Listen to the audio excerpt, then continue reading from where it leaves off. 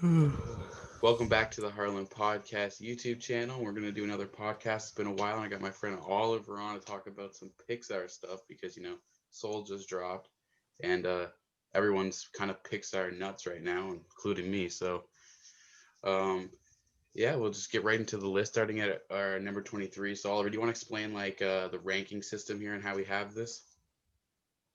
Oh yeah, for sure. So, me and Harlan both came up with our own separate Pixar lists, one to number 23 here, and then we added them both together, averaged them out, and then came up with ranked them based on the highest averages here.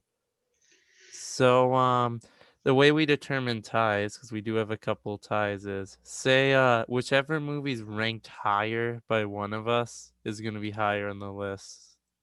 So say I have a movie at 3 and 10 and Harlan has a movie at 8 and 9. The movie that's ranked at 3 and 10 is going to be higher there. Yeah, so it seems pretty simple, and I gotta say, it's a really good ranking system. When I looked at the final results, I was surprised at how accurate of a list it was. Even though it's not obviously matching either one of our lists 100%, I'd say that it's pretty close to what we both had individually anyway. So it's a really good system, and I think that we could also both kind of explain maybe if we had a little bit higher, a little bit lower anyway. So this should be fun. Yeah, definitely. And we're definitely going to get shot at where we have a couple movies on the list. That's for sure, man. Pixar are nuts, and they have their untouchables, and I might have a couple different untouchables than everyone else, but Oh, yeah, same.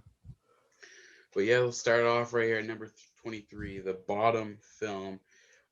Me and Oliver both agreed that this is the worst Pixar film, kind of like without a question on my part at least.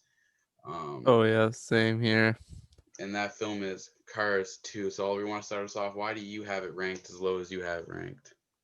Okay, I just want to say I think this is objectively the worst Pixar film as well.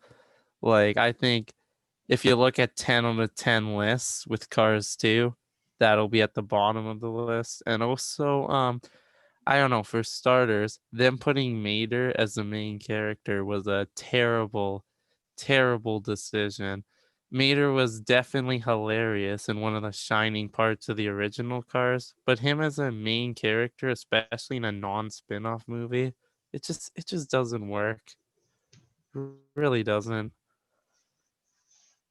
Yeah, I kind of agree with that. My main thing with Cars 2 has only just been it's just a horrible follow up to Cars. It's also a horrible Pixar film in the sense that it has none of that magic that Pixar puts in all of their films that make it worth watching. It's the most cash grabbing film Pixar's ever made and probably will ever make. I mean, it exists only to say they have a Cars 2 movie. So, I mean, there's nothing about it really that I think is even good. There's not even that many moments that I remember as being even remotely entertaining. I remember trying to rewatch it just a couple weeks ago and bailing out after like an hour and just like, no, I just can't put myself Yeah. through this shit. I just can't do it. I think it stands out to everyone as a sore thumb, like you said, is like a Pixar's biggest mistake. And I think Pixar would agree and they would probably take it back if they could. But probably made them a lot of Yeah, money. So definitely. I just think apart from it being bad, it's also not very memorable either. Like a lot of the times when you're ranking like whatever, the movie that's the worst, it's memorable for certain mistakes it made. Cars 2 just sucks all around. Like there's really not a lot to say on why it sucks. oh yeah, I completely agree. Like not only is it not memorable, there's nothing that stands out, but even when you're watching the film, it's just boring, and that's a big misstep on their part as well because the entire purpose of that movie was for it to not be boring. Like it was literally just do any stupid shit just for the sake of maybe getting a laugh or two, and it failed even on that level. Like it was just boring to watch. I just didn't want to watch it. Like the opening scene is Yeah. terrible. It starts off horribly, and it just gradually gets worse somehow. So I mean, that's all I got to say really about the movie. It's just not good. Um, you want to take us into number Yeah, I 22? think. Yeah, sure. So, at number 22, we have a movie that I had ranked at 20 and Harlan had coincidentally ranked at 22. It's a fairly recent sequel, and that is Finding Dory. So, you want to get started on Finding Dory here, Harlan? I sure will. All right, so I know a lot of people love Finding Dory. I don't know. Me personally, ever since I watched the film the first time, the second time, like I've tried to watch this movie multiple times in different perspectives. Every single time, I've left feeling the exact same way, completely empty, bored out of my mind, and feeling like this is just a horrible follow up to what is such a beautiful classic piece of animated cinema. Like it comes a lot to you have so much to build up to, so much to like live up to. I mean, and then they have such a great character to build off of as well. Like Dory's a fantastic character, so it's not like they have any excuse for the film not to have worked. And I think that it's just one of those really failed, like miserably failed sequels that just once again doesn't really have anything memorable about it. Like with Pixar, my main thing with Pixar is I watch a Pixar film and there's only so much that I can't stop thinking about. But Finding Dory, I just want to stop thinking about it the moment I stop watching it. I mean, like to be a little harsh and be a little completely honest, I think Finding Dory is pretty garbage for the most part. But like I never seen anything like in that film. There was nothing that stood out to me as even remotely interesting. Really, like a little bit of the story was kind of interesting, but they didn't do a good job of propelling the story or developing it in a way that made me interested. So I just thought that it was a colossal failure personally. But what are your thoughts? All right, so I'll be a little more positive on the movie. Finding Dory is a movie that if you throw on Finding Dory, I could sit there and enjoy it. Like I've probably seen the movie 2 or 3 times. I definitely enjoy watching it. However, my biggest thing with Finding Dory, especially with how stacked Pixar is, the second after I'm done, I'll go maybe use the washroom and make some food, and I'll completely forget within the next 10 minutes that I even watched the movie. Yeah. Like, I do think they did a good job with Dory. I do think her storyline was pretty good in this film. However, it's just not memorable in any way. I don't even think this movie needed to be made, in all honesty. I think Nemo was so classic and so groundbreaking for animation. They just made this because one, to make money, and two, because Ellen DeGeneres wanted it to get made. That's pretty much it. Yeah, I agree. Like, I really don't think this movie had to be made. I do think that like there's an interesting aspect of like the possibility of a solo Dory film that could have been really interesting. Just like once again, in me, it's like I don't think they did a fantastic job with the character that they did a good job of creating in the original. And I think that they could have done something a little bit more interesting, something that was a little bit more well put together, that was able to push the narrative a bit more and give us something more interesting and more memorable. Like I think, like you said, memorable like aspect of a film like a Pixar movie is so important because you're stacking up no matter what film you make, you're stacking up against titans. Like when you're talking about the best of Pixar films, you're talking about some of the best films ever, and no matter what, they're always going to be compared to other Pixar films. Now whether or not you want to talk about is that fair or is that good for cinema, it's just I think like a natural human thing at this point, especially with Pixar fans. If a Pixar movie comes out, you want to compare it to all the other great ones, and I think Finding Dory just doesn't match anything I have ranked above it at all, let alone like some of the bigger ones, personally. Oh yeah, I definitely agree. Finding Dory is a movie that if I'm picking Pixar movies, there's a very low chance I'm gonna pick to watch Finding Dory. And I do agree that maybe if they did like a Dory like origin story, like something similar to what they're doing with Lightyear in 2022, I definitely think that could have been something compelling because Dory is a character with enough depth, as we saw in the movie, that she could have got her own movie. But the way they decided to do it and how they decided to structure it off of Nemo the way they did, it's just in the grand scheme of things doesn't hold up compared to the rest of the Pixar movies. Again, I think this is a genuinely enjoyable movie. I do like all the Pixar movies except my bottom two. However, at the end of the day, Finding Dory just doesn't compare to the rest for me. Yeah, for sure. I think we both uh, have a little bit of a different stance. I think we both agree in terms of like memorability is a huge part. So leading into number 21, I think this is a big example of lack of memorability. We have Brave ranked at number 21. You want to start us off with that? Yeah, for sure. So I have Brave ranked as 20 at number 22 here. That is the other Pixar movie and I don't like. I'm going to be completely honest here. I am a Pixar fanatic. I've seen all of these movies, with the exception of Brave and Soul, at least twice, with a lot of them 3 times. And with Brave, I'm I don't think I could tell you the entire plot from beginning to end. It is that forgettable. Like, it really is. I think the main character is probably the best part of the movie. I think she's a decent character. But other than that, I just think it's dumb. Like, the bear stuff is absolutely ridiculous. The background, like the Scottish background and like this medieval feeling just doesn't work for Pixar. I think if Disney Animation Studios took it over, they could have done a much better job with this. It doesn't even feel like a Pixar movie. It has zero of that Pixar magic. The main thing that keeps it interesting is the Pixar theory, not even the actual movie itself.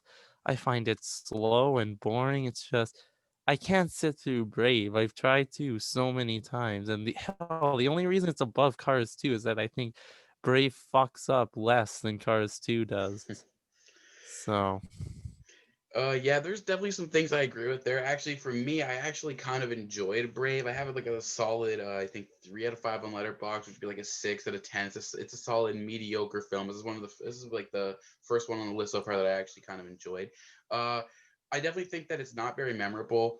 My things that I really liked about the film was that it doesn't have that Pixar charm. You're right. Like I call it a Pixar spark now, thanks to Soul, but it doesn't have that little bit of Pixar magic, but it does have that kind of breaking the boundaries of movies in the sense of like it's this medieval film, but instead of trying to live up to like the medieval perspective that a lot of other films does, it kind of breaks out of the whole thing and it makes it about a relationship between a daughter and her mother instead of a daughter looking for love, instead of the princess and her relationship with the king. Instead, it's about her ruptured relationship with her mother, and that I really enjoyed. I actually really enjoy that aspect. But outside of that aspect, I kind of agree with you in terms of the sense of like it doesn't really do much for me. There's not much to like to really be interested by. It does not feel like a Pixar film. I'd say it's like the most DreamWorks feely film that Pixar's ever made. Like I think if DreamWorks would have made this film, I wouldn't have been surprised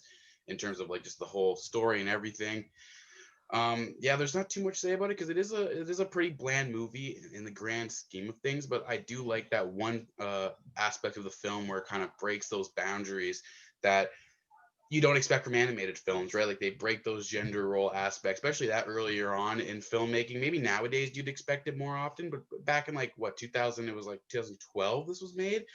It's a little bit more groundbreaking in the sense of it's taking that extra step to be more than what you expect from a kids film. But like I said, it doesn't live up to its own expectation, I think, in terms of the sense of everything else around it. So I agree it's not a great film. yeah, for sure. I can see your point on how the mother-daughter relationship is very captivating and looks and kind of hooks you in a bit. I've never personally been a big fan of it, mainly because I don't really connect with the characters that well, which I think is another flaw that Brave has as a movie as a whole. It's a rough one for me. Yeah, I agree. I think they did a really, like you mentioned earlier, the bear stuff didn't make sense, and I completely agree. I think the bear stuff actually completely off-puts this film, and it completely ruins that connection between the audience and then that building of the relationship between the daughter and the mother, because you don't really have that connection. It's not really felt between them because of the whole bear thing. They can't really speak to each other, and there's like so much that goes into that it ruins the connection between the audience and the film. So like I completely agree why other people wouldn't like this movie at all. I find some highlights here and there. I don't think it's a good movie either, though. But yeah, that's my Mm. grand opinion. Yeah, I think that's all I got for Brave. How about yourself? Yeah, same, really. All right, so moving on. At number 20 here, we have one that's a very divisive Pixar film here. Yes, we do. Um, I have this film at number 18. Harlan has this at number 21, and that is The Incredibles 2, the sequel to the very popular Incredibles. You want to get this one started here? I will gladly do this because this is a film that I get. People find out what I think about it. It's a film that I get asked about a lot. People think I'm crazy. Incredibles 2, I think that there's a lot that goes into the reason why I didn't enjoy this film. But just from simply breaking it down in its own as a film, as a story, as building development, I just don't think it's very good. I remember watching it in a theater and in that moment thinking like, what the hell am I watching right now? I waited all this time for the sequel. We had all this hype, and it's just so shallow in a sense of you expect so much more. I think that Incredibles 2, a big reasoning why people won't like the movie and why I don't like the movie is that expectation. Of course, like you live in you, it has to live up to this huge expectation of we've been waiting so long, we're expecting something even better than the original. I mean, if not even better than the original, almost as good as the original. And I think that it fails miserably in that perspective as well. On top of that, I thought that they did a pretty bad job at the development of the characters. One thing I really didn't like was that I thought they didn't do a good job of focusing on certain characters that I felt deserved more screen time. I thought that there was a lot of character dynamics that didn't really feel fresh or new. And it didn't bring anything new to me that made me think, okay, this is interesting. This should exist. I felt like it was one of the most unnecessary sequels because it just did nothing for me. It didn't do anything to extend that original film. So that's my big problem with it. And yeah, that's really all I got to say. Okay, so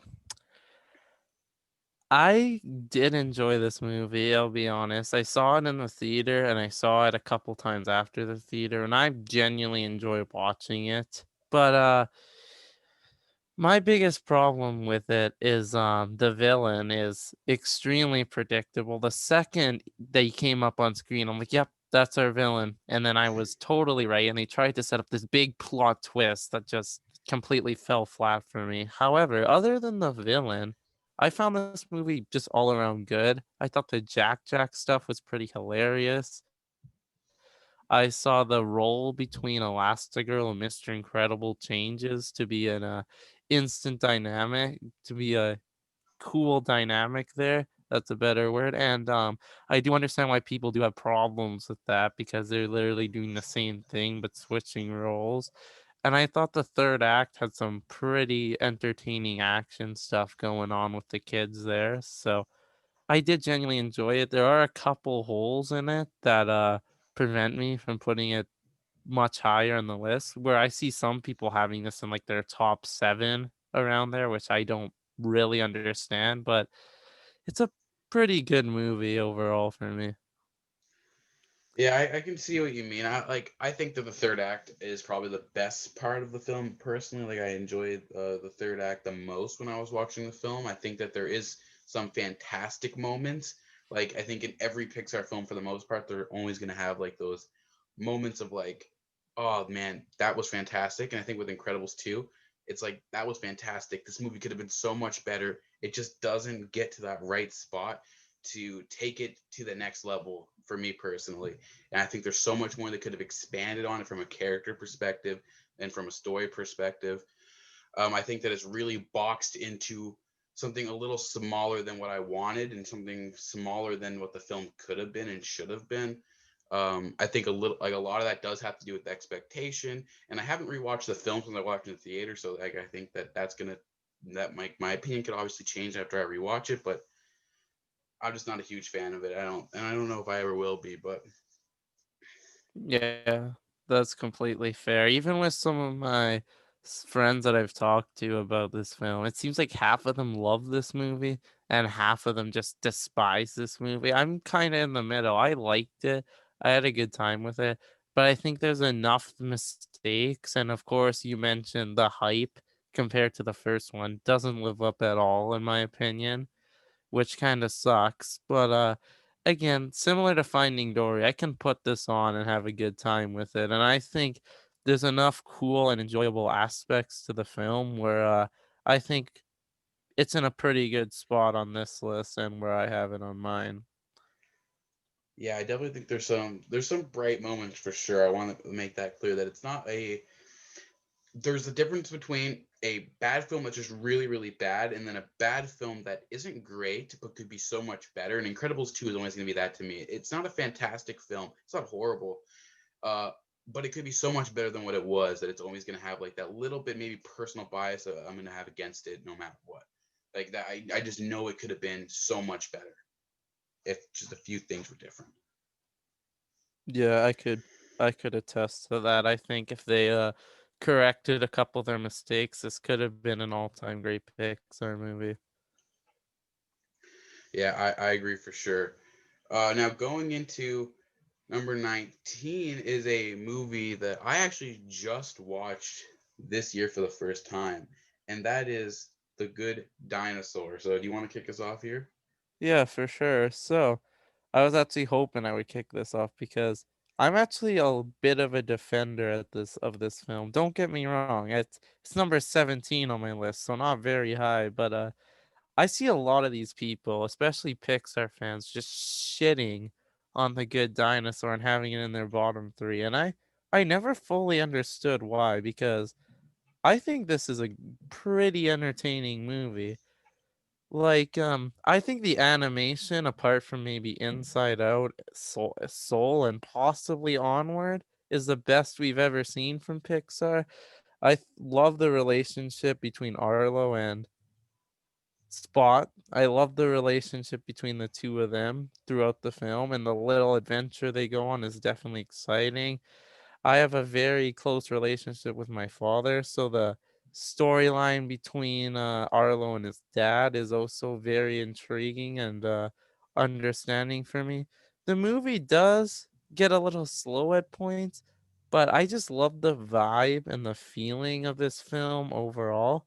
And every time I watch it, it actually moves up a bit on my list. Granted, I think it's probably going to cap out at 7 because I do love the movies above it just a bit more than I love The Good Dinosaur, but I do really enjoy this movie overall.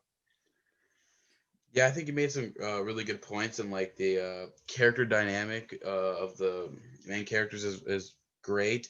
And I think that personally, I'm someone that I don't hate this movie like a lot of other people do. Like you said, like a lot of people just hate this film. I never understood why. That's why I finally watched it for the first time this year.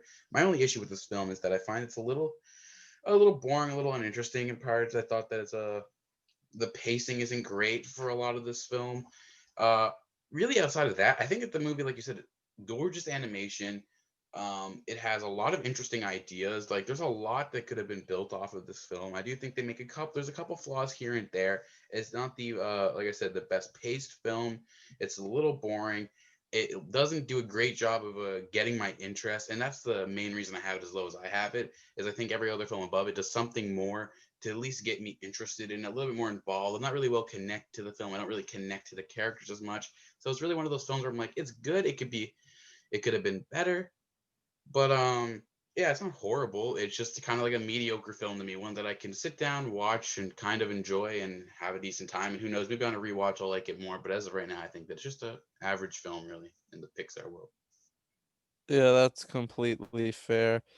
Compared to all the Pixar movies, yeah, it's an average film, definitely. Because Pixar, once again, you're gonna hear me say this a million times, but it's such a stacked studio that average film in the Pixar world is a pretty good film overall, and that's exactly how I feel about The Good Dinosaur. And I do agree there are a couple spots in the movie where it's kind of slow, nothing really that interesting is going on there. It's very kind of drags a bit pacing wise, which is why I have it kind of lower. But overall, again, I think the characters are all pretty great. I think the relationships are fantastic through the movie. I don't understand why people do not talk about some of these relationships between the characters. And I'm a big fan of adventure movies, so I just think the adventure that these two characters go on is very, very entertaining in this film for me.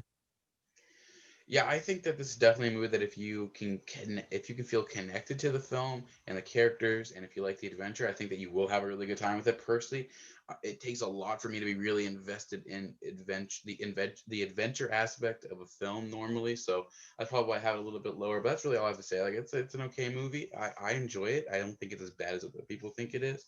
Well, I think it could have been better. Yeah, I definitely agree there. All right, so at number 18, we have the lowest out of the classic Pixar movies, and that's gonna be a movie that I had ranked at number 19 and Harland had ranked at number 17, so pretty similar, and that's A Bug's Life. So you want to get going here, Harlan? Yeah, sure, why not? So, Bug's Life. Yeah, I first thing I gotta say is a Bug's Life. I haven't seen this movie in so long. It's a hard movie to get your hands on. I can say that for sure. I've tried many times to try and get my hands on so I can give it a rewatch. My ranking of the film really comes from what mostly I can remember of the film, and I remember having a decent time with it. I think it's an okay movie. It has some great moments. It has some memorable characters. Um, One of the big reasons I have it ranked lower as well, so I think it isn't as good as its counterpart of the DreamWorks version in Ants.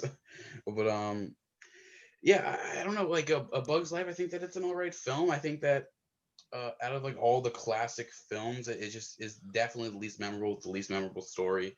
Uh, but I think you can sit down, watch it, have a good time with it. And I think that's all I really got to say about that movie. Yeah. I'm kind of on the same boat with you.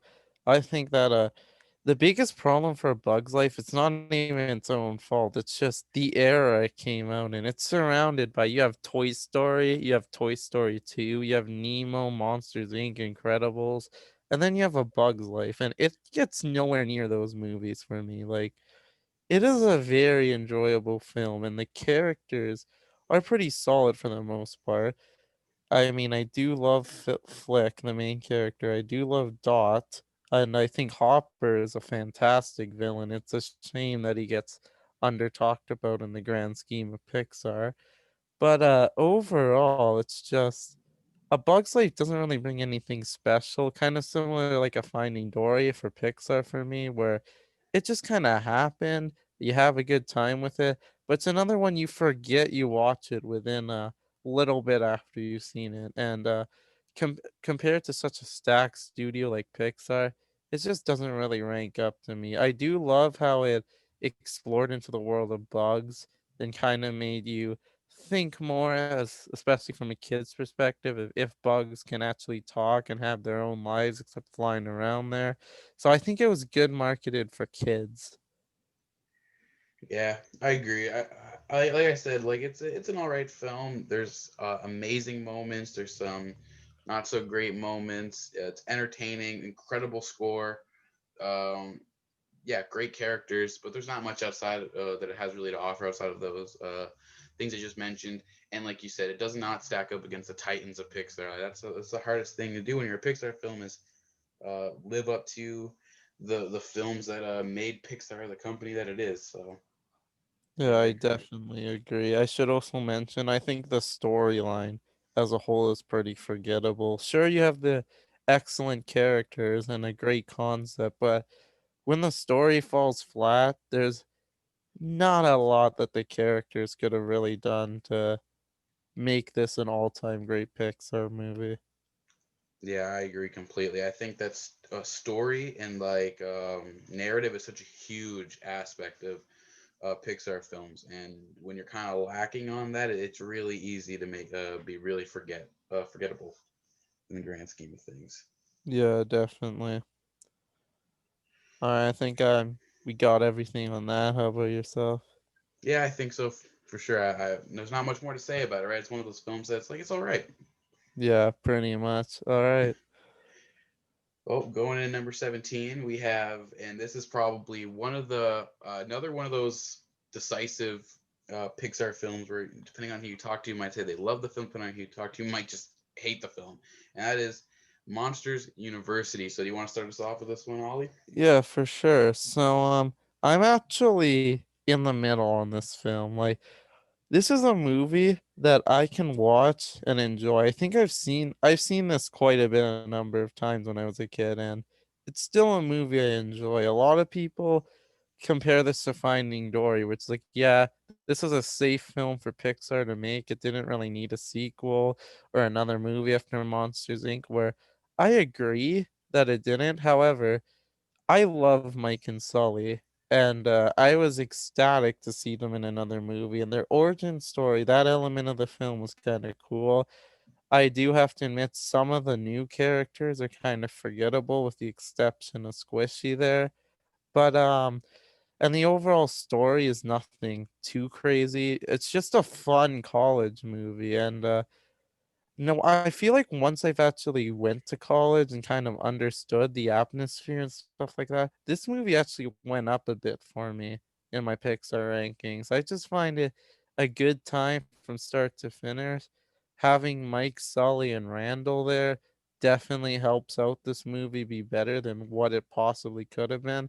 And I think comparing this to Finding Dory, I'm taking Monsters University 10 out of 10 times there.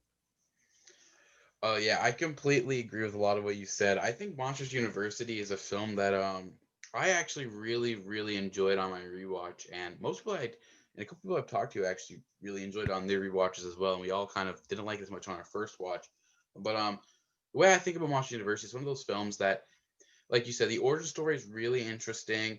I personally think that Monsters Inc. would have been better off having a sequel, like a direct sequel to everything that they built around the end of the film. I think it would have been more interesting to see them build off of that than it was having a prequel. But even with that being said, they did a good job with the narrative, with the story, with the development of these characters. They introduced some new interesting characters, not a lot. Like most of the characters are pretty uninteresting, like you said, pretty forgettable. Didn't really do much. They kind of served the purpose of the film, and they just didn't exist anymore. Like this, it's a little lazy in that perspective. But it's also one of those movies that I think that building up to the end of it, the ending makes it all worth it. It's one of those really good endings. It has like a fantastic um, meaning at the end that makes it like way more in depth. A film that means a little bit more to the audience. A film that you can really connect with, especially in that third act. So I think that as a film, it has that little Pixar charm there towards the end too. So I think that it's worth it. I think it's a good film. So that's my opinion. Yeah, I actually didn't even mention the ending there. I completely agree. As a huge Monsters Inc. fan, spoiler alert as well, I think that the ending was just it was everything I wanted from an origin story to connect the beginning, the end of Monsters University and the beginning of Monsters Inc. there, and it really satisfied me. And I also agree that Monsters Inc. would have been better as a sequel. Like, I feel like they could have built up a lot. And I seen this theory poked around on online a bit. They could have like fast forward a bit into the future where they had Sully and Mike talking to Boo before her first day of college. I felt like that could have boosted this film a lot and gave something that all the fans wants to see, which is more interaction between Sully and Boo when she's older. Yeah, that would have been really cool. I think that would have made the film even better. Yeah, like I said, I think Monsters University, is it the best film? No. But is it a bad film? No. Like it's a good movie. Like I enjoyed watching it. Like I said, I think that it has its issues. It can be a little lazily written during like the second act especially is a little lazily written. It's a little generic, but like I said, I think it's all worth it for that final act of the film, for that ending of the movie. It's a beautiful ending, and I really enjoy that. Yeah, I definitely would agree on Monsters Inc. I mean Monsters University, my apologies. But yeah, I definitely would agree with what you just said. I think that there's some funny moments, there's some pure enjoyable moments there, but in the grand scheme of Pixar, it's not gonna rank very high compared to the rest of them. Yeah, for sure. Like a lot of these films, like I'd say like top 13 for me. Uh, a lot of them are just missing that thing to compete with the rest. But yeah, like I said, it has a nice little charm there. Like you said, some good comedy, some funny moments. Like I enjoyed it. That's all I really have to say about it. What about you? Yeah, that's I think we got what we were trying to get across with Monsters University. Yeah, for sure. So going to number 16, we have, and this is another uh pretty diverse film when it comes to Pixar fans' opinions on it, and that is Cars 3. So, want to start off with this one, Oliver? All right, and I think this is the first one we actually disagree a bit on because so far we've Yeah, had similar stance with the bottom seven there.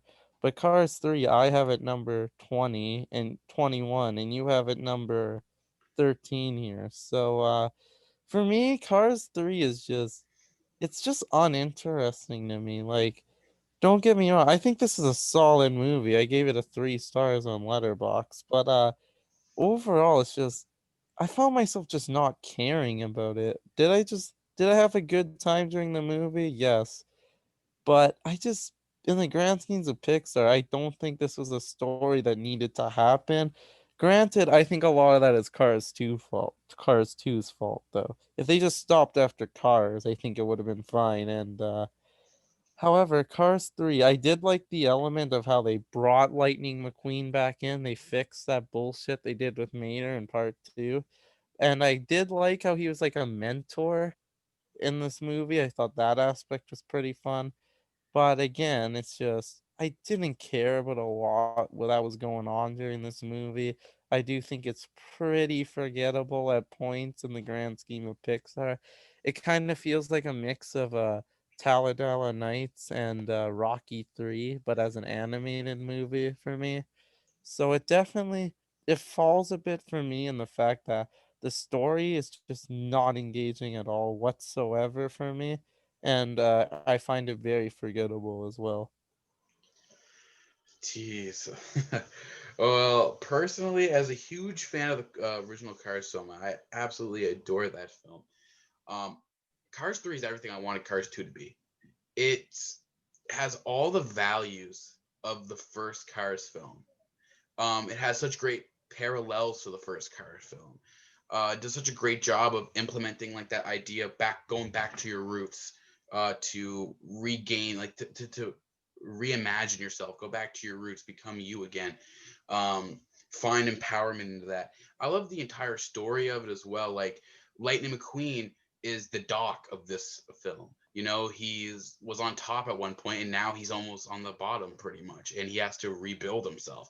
And I love everything that they do in the film. Like I think the story is fantastic and the pacing's great.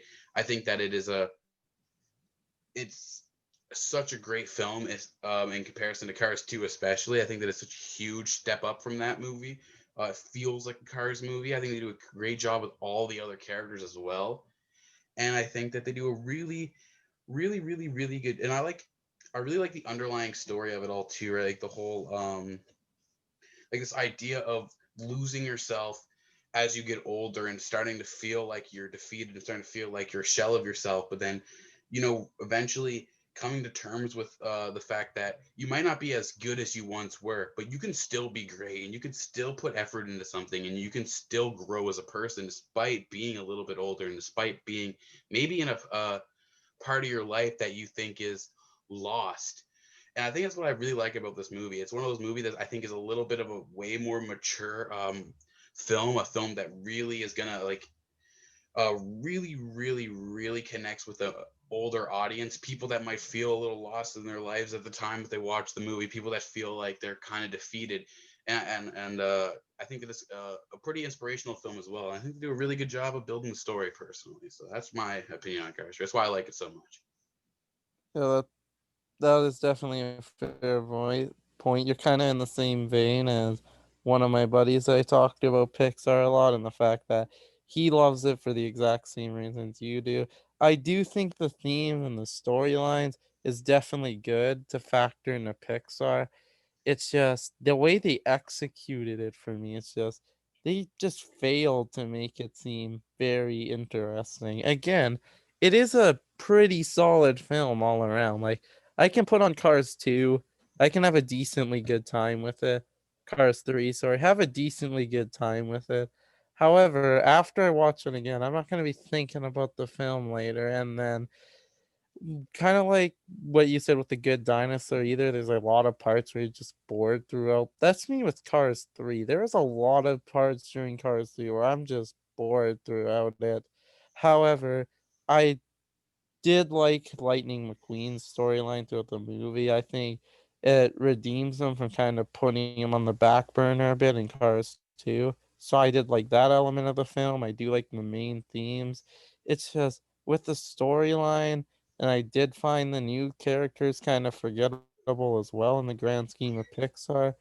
So Cars 3 just kind of fell flat a bit for me in that aspect.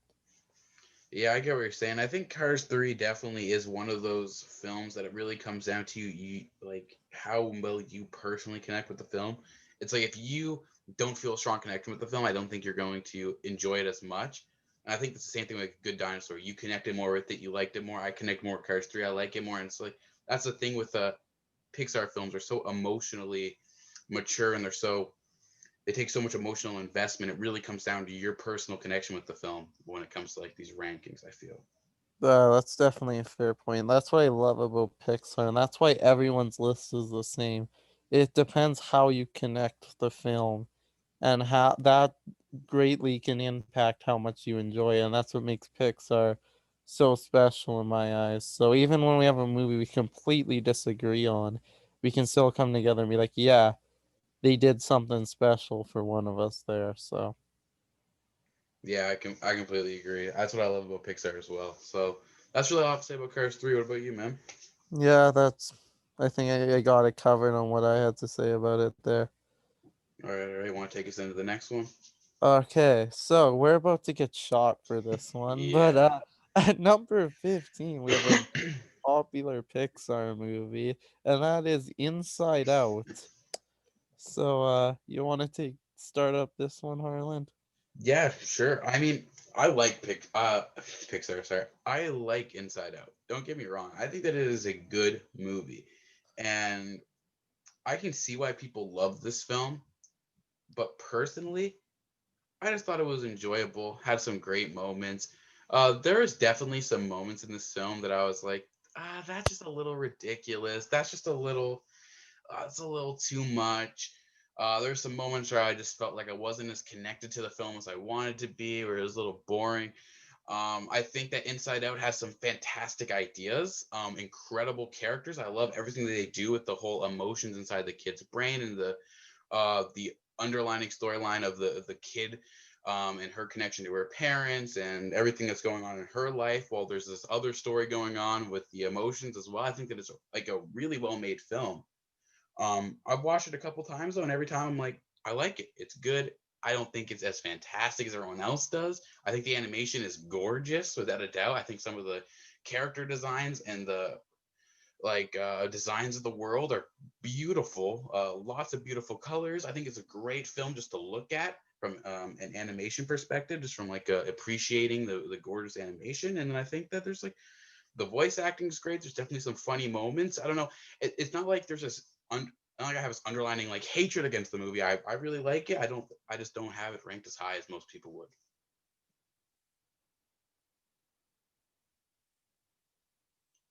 But yeah, that's really all I got to say.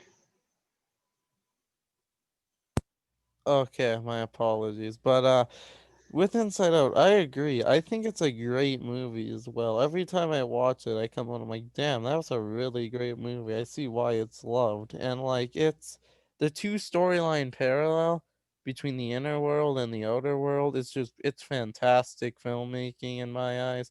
Pete Docter truly is a master with that kind of stuff. I think there's some awesome scenes like the death of Bing Bong is absolutely incredible. Sadness's storyline is amazing. Joy's arc as a character is great. However, I'm just gonna say I think Joy's annoying.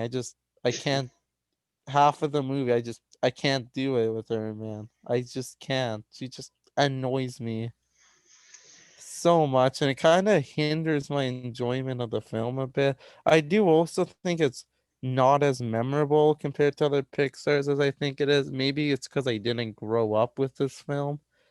But at the end of the day, it's just the unmemorabilia factor of it and the fact that I can't stand joy at points in this movie just brings it down a bit for me. Still a great movie. I can understand why people would have it in their top five, three, and even one, but it's just not one of my personal favorites overall.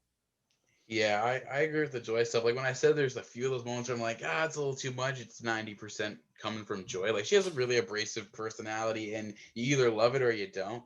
And I get why she does. Right? She's Joy. She has to be like you have to have that Yeah. abrasive personality. Obviously, it's just like you said, it's either gonna hit with you in the right way or it's just not, and it's gonna be a little irritating at times. And I think that does hinder the film a little bit in my eyes as well. But like you said, I still think it's a fantastic film, really great filmmaking. Pete Docter is phenomenal. You know, like he's a genius. You get that guy behind anything, he can create magic. So it is a great movie, like without a doubt. But yeah, like there's some great moments, but there's like a few moments here and there that make it like me to me not as good as the rest of the Pixar films I have above it. I definitely agree there. I think that Inside Out for me is just missing that.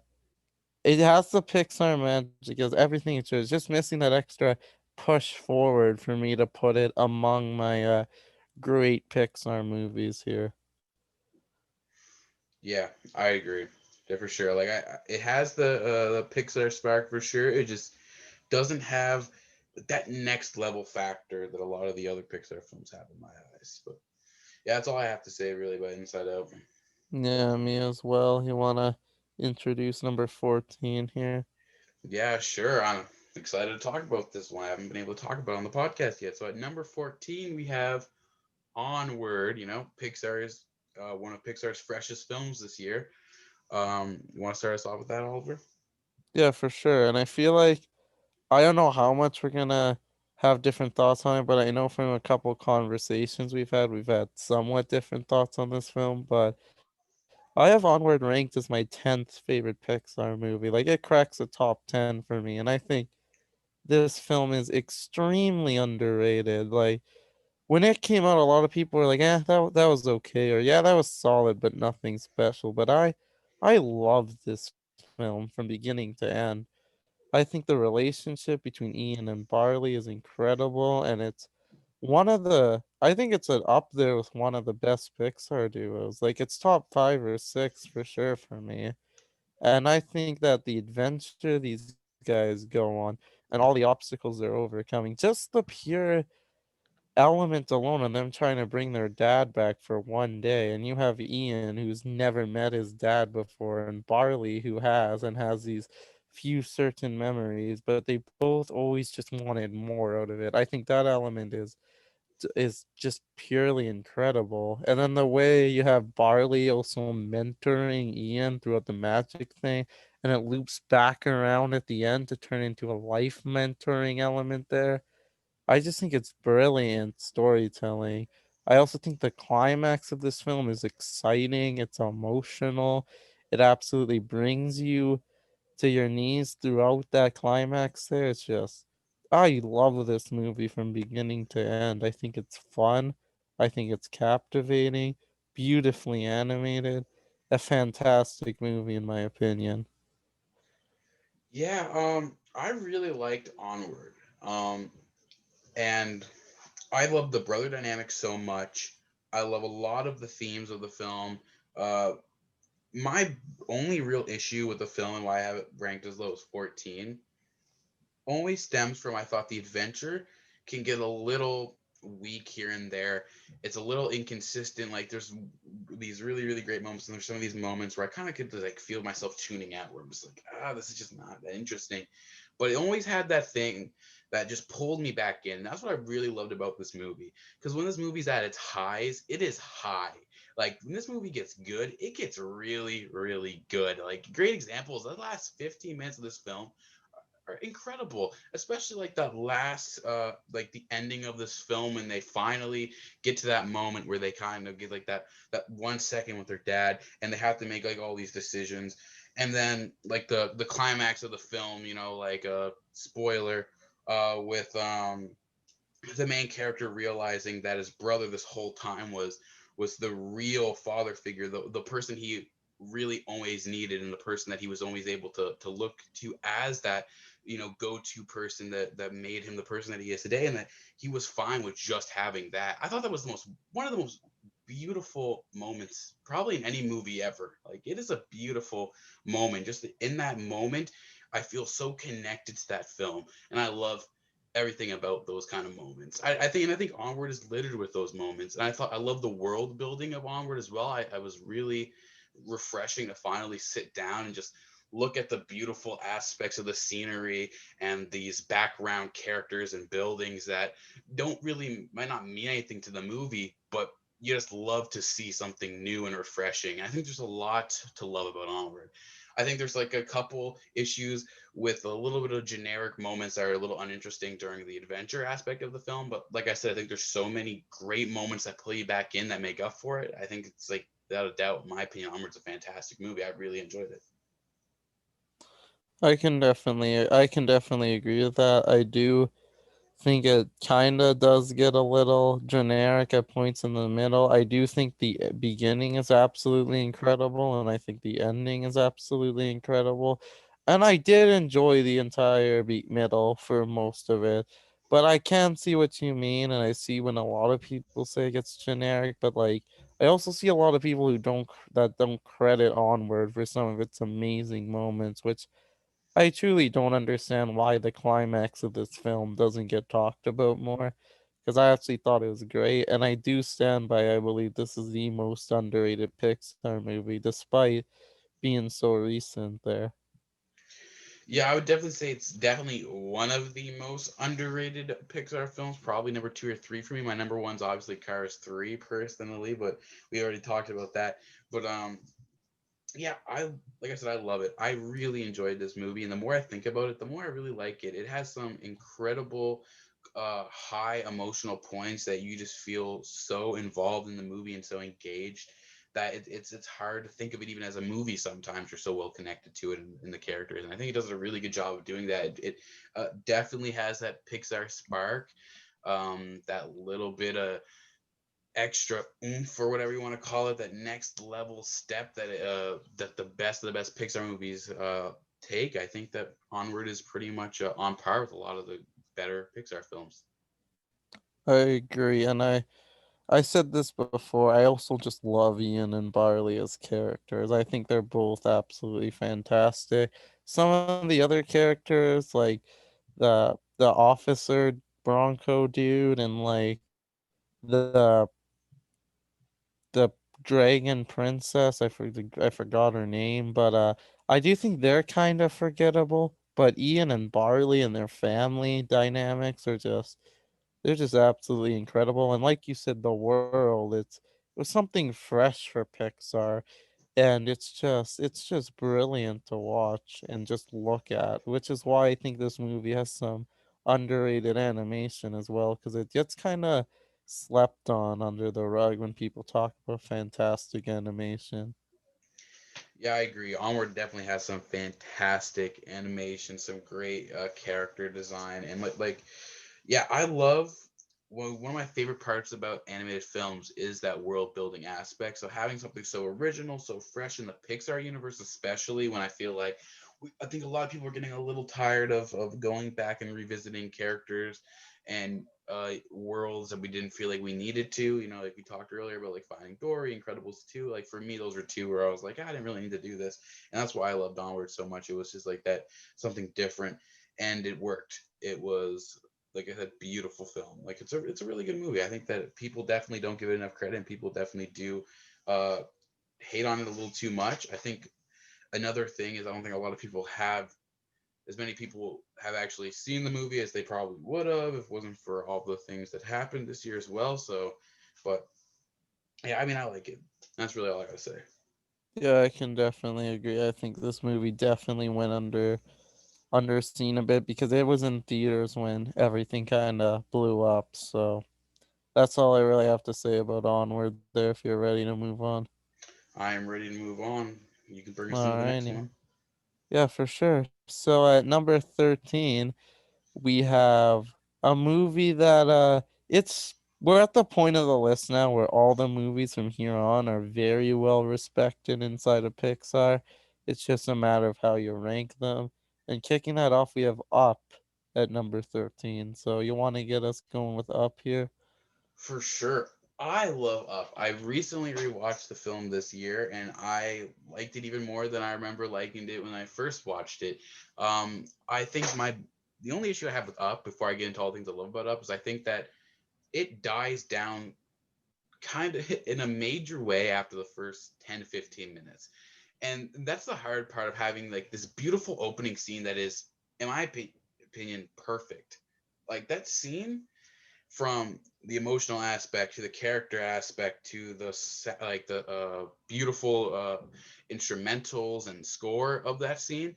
Everything about that scene is perfect, and that it's really hard for like the early stages of the film up to live up to that. Like it kind of like crashes down in terms of your emotional investment because it goes from all of this to like it's like a little funny, a little generic around the beginning of like the when the film really starts picking up. Um, but I think eventually it develops into a really, really good film again. It has some amazing moments. I think all the characters in this film are fantastic. You can connect to all of them. They're all really memorable.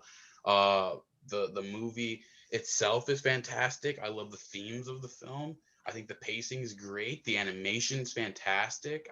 I mean, I really, really, really like Up. I think that it is a very good film. And the score, amazing. Like probably one of the best scores in animation. Yeah, I feel about the same way on up there. I think I had it at 12 and you had it at number 11. So we're about in the same vein on up here. I think the opening 15 minutes, you've heard it numerous amount of times if you looked up Pixar rankings. It's absolutely flawless, and that they did it all without saying a single word with the score. It's one of the best openings ever in my eyes. And I also think the last 15 minutes is pretty flawless as well, and it wraps up all the loose ends perfectly. But that middle section, it is a bit generic at times. It's kind of just eh, whatever at times. And the villain is definitely one of the weaker Pixar villains as well, in my opinion. But this, without a shadow of a doubt, is an absolutely incredible movie, though, from beginning to end. There are those couple minor issues that I think most of us have with this film, but it is just absolutely brilliant all around for me. Yeah, I can completely agree. Like it's just a really really good movie, and like you said when we first got to this is like this is where we're at this point now where everything is gonna be like really really great, and Up's a great example. People might think it's a little too low. I love it. Like you said, I think in the middle aspect, like that second act, isn't the greatest. There's definitely some moments that are a little snoozy in comparison to the rest of the film because you're talking about a movie that's like begins perfectly, ends perfectly, and the middle just isn't quite on that level. It's not that it's bad, it just isn't as great as the rest of the film, and I think that kind of holds it down. And when we're ranking it to the other Pixar movies, but other than that, great movie. I really love the movie. Yeah, I definitely agree. And again, Pete Docter, he's just a master when it comes to directing, and he proves it again with Up for me. Yeah, 100%. Pete Docter, he's genius. That's really all I gotta say. Genius.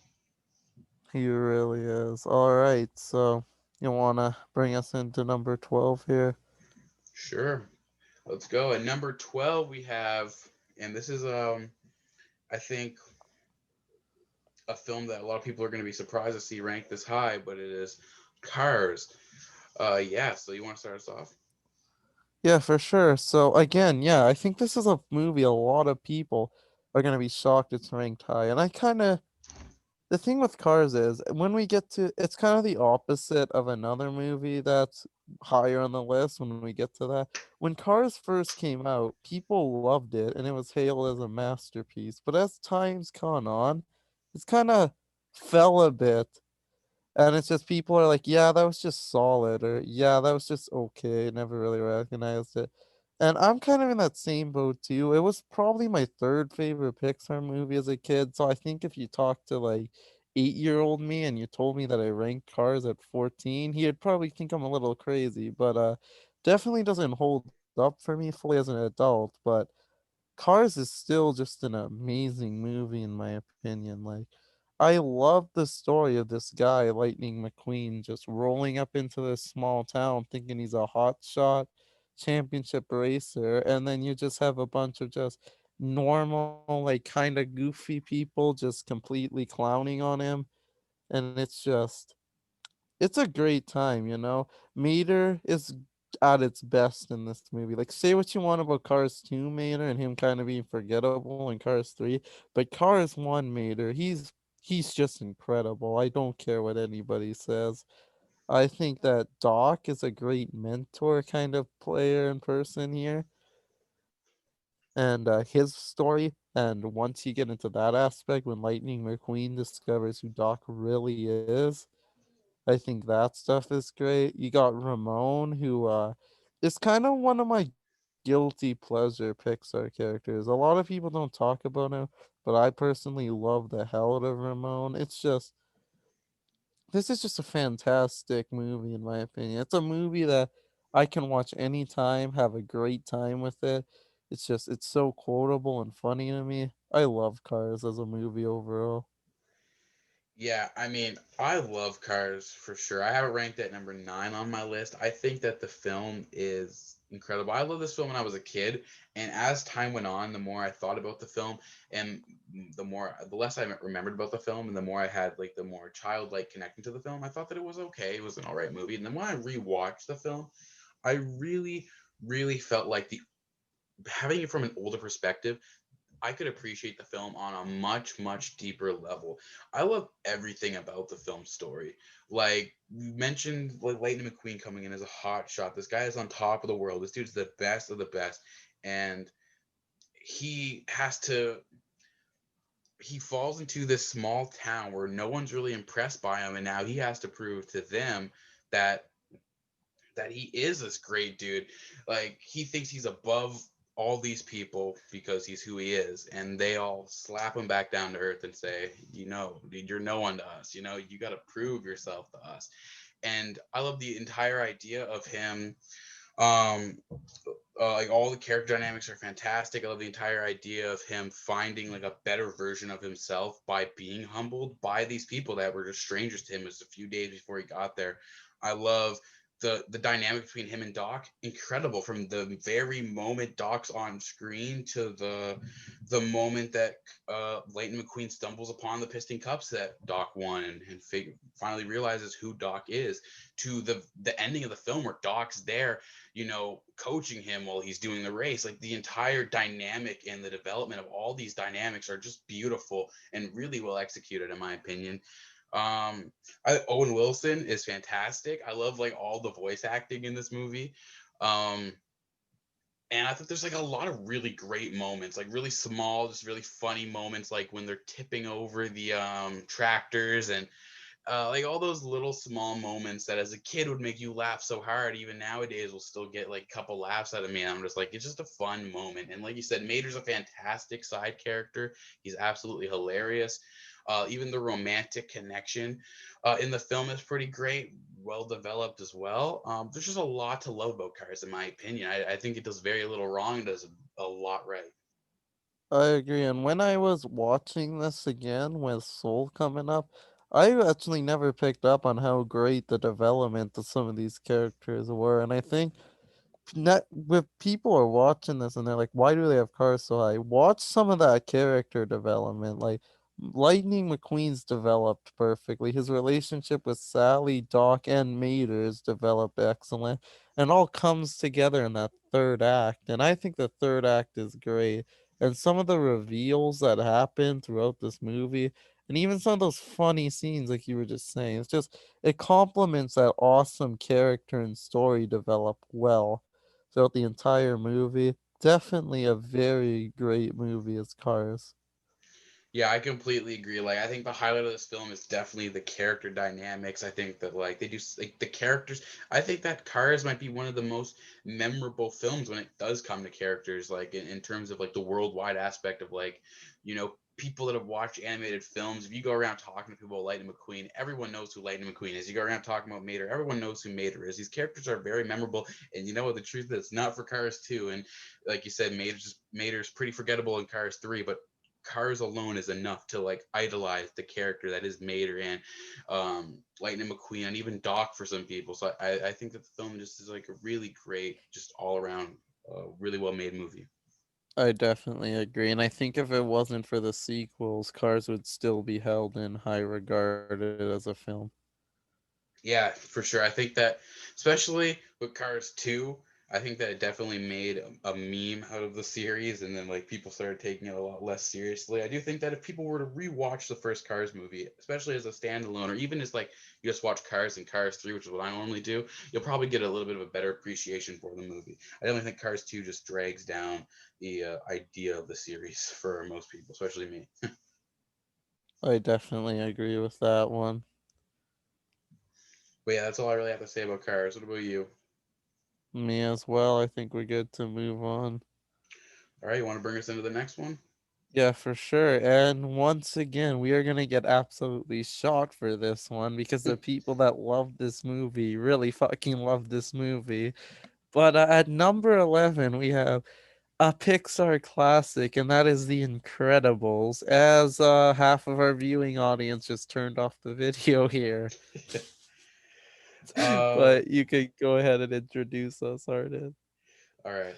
So when it comes to The Incredibles, I love the movie. It's a really good movie. I think it goes without question that it's a great film. I think that it has some of the most entertaining characters. It might be one of the most entertaining animated films. Like just to sit down and watch, almost every moment in this film is great, and some of the character dynamics are fantastic. Um, there's not much that I really don't like about the movie. I think that like in terms of my emotional connection to the film, it's just not as strong as the other Pixar films. And that's the big thing that sticks out for me with The Incredibles. I like it. I think it's a good movie. I think there's amazing moments.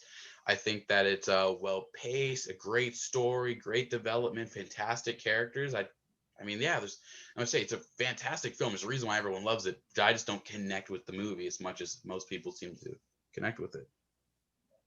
Yeah, I agree, and I feel like that's not a lot what people don't understand about Pixar is that The Incredibles is fantastic all the way around. There's no denying that. The story is great. This the of this family who kind of supers get faded out and they're kind of average people and they kind of rise up there. The villains are fantastic. The Fantastic Syndrome is top 2 or 3 Pixar villain for sure. I also think that Frozo is a great side character that doesn't get talked about enough.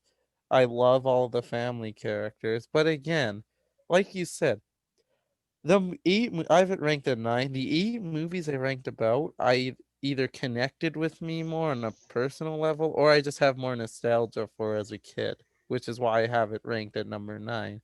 You see, The Incredibles is a movie. As a kid, I liked it, but I never like it was never one of my favorite movies. It was never a movie I was watching constantly like some of the ones above. And as an adult, like some of the even more recent releases we've had over the last 5 or so years, it never fully connected with me on that level as an adult. Again, absolutely fantastically made movie with a great story and fantastic characters. There's a reason why this is regarded as one of Pixar's best. But from personal connections and nostalgia kicking in, it's just I don't think I could ever be able to put it in my top 7 when it's compared to all these other Pixar movies I have above. Yeah, I completely agree. I had it at 12. It's fantastic. I still think it's a fantastic film. Like 12 seems so low, but it's like when you compare it to the films that are Yeah. above it, it's literally just like up, you know, I just like up a little bit more. But yeah, like you as you said, like as a kid, I liked it, never loved it, watched it a few times, but I watched like some of the other films that we obviously have ranked higher because we haven't said them yet, like Finding Nemo, like hundreds of times when I was a kid. Like I couldn't get over that movie, and nowadays I adore that movie. And nowadays I still love Incredibles. Like you said, I don't have that next level, deeper connection than a lot of other people have formed with the movie. It just isn't that Pixar film to me. It has that spark, it has the charm, it has the heart, it has the beautiful story, it has everything that makes a great movie great. It just doesn't connect to me to that next level, but it's still a fantastic film without a doubt. Yeah, I definitely agree. And that was the same with me. Movies like Monsters Inc., Toy Story, Finding Nemo, Wally, I watched all the time as a kid. The Incredibles, I saw a couple times. I always liked it. I still love it as an adult, but like the fact that I'm not very nostalgic for it, and I don't connect with it as an adult like I do with the Pixar films I have above it. I think number 9 is definitely as high as I can put it. Again, such a fantastic movie, but it is lacking that personal connection for me. Yeah, for sure. I agree. That's really much all I have to say too. What about you? Yeah, I think I'm pretty much done with The Incredibles. And again, before we keep going, all of these movies from about even Inside Out upwards, it's just any one of these movies could be ranked number one on someone's list. So having The Incredibles at number 11, it's no disrespect to The Incredibles. Yeah, I mean, even for me, like just looking at this list from 16 and up, from Cars 3 all the way to what we have at number one, I'm not gonna say it always right now. To me, those are all fantastic films. Like without a doubt, like if you told me that you love that one of these movies, I'd say, yeah, of course you do. I completely agree. Like Yeah. it's so tough. Like those there's like little things that got to separate where they're all ranked. But now we're going into our top 10, and starting off the top 10, we have one of the fairly recent original Pixar films, a beautiful film I love, lots of people love, and that is Coco. You want to start us off with that? Yeah, for sure. So Coco, again, I love this movie to pieces. It is I've only seen it. I think I've only seen it 3 times, and I actually didn't even see this one in theaters. It's one of the few Pixar movies I actually didn't see in theaters. I saw it on Netflix a bit after. I think me and my coworker were working. It was really slow, so we put on Coco, and I absolutely loved it. Then I went home and watched it again 3 days later with one of my other buddies. We loved it again, and Coco is it's very rewatchable for me. Like it is very rare I can watch a movie back to back like I did with Coco and love it just as much still. And I think Coco, I think it's excellent. It really is. I think the animation and the afterlife kind of scenarios just looks completely beautiful, especially that afterlife.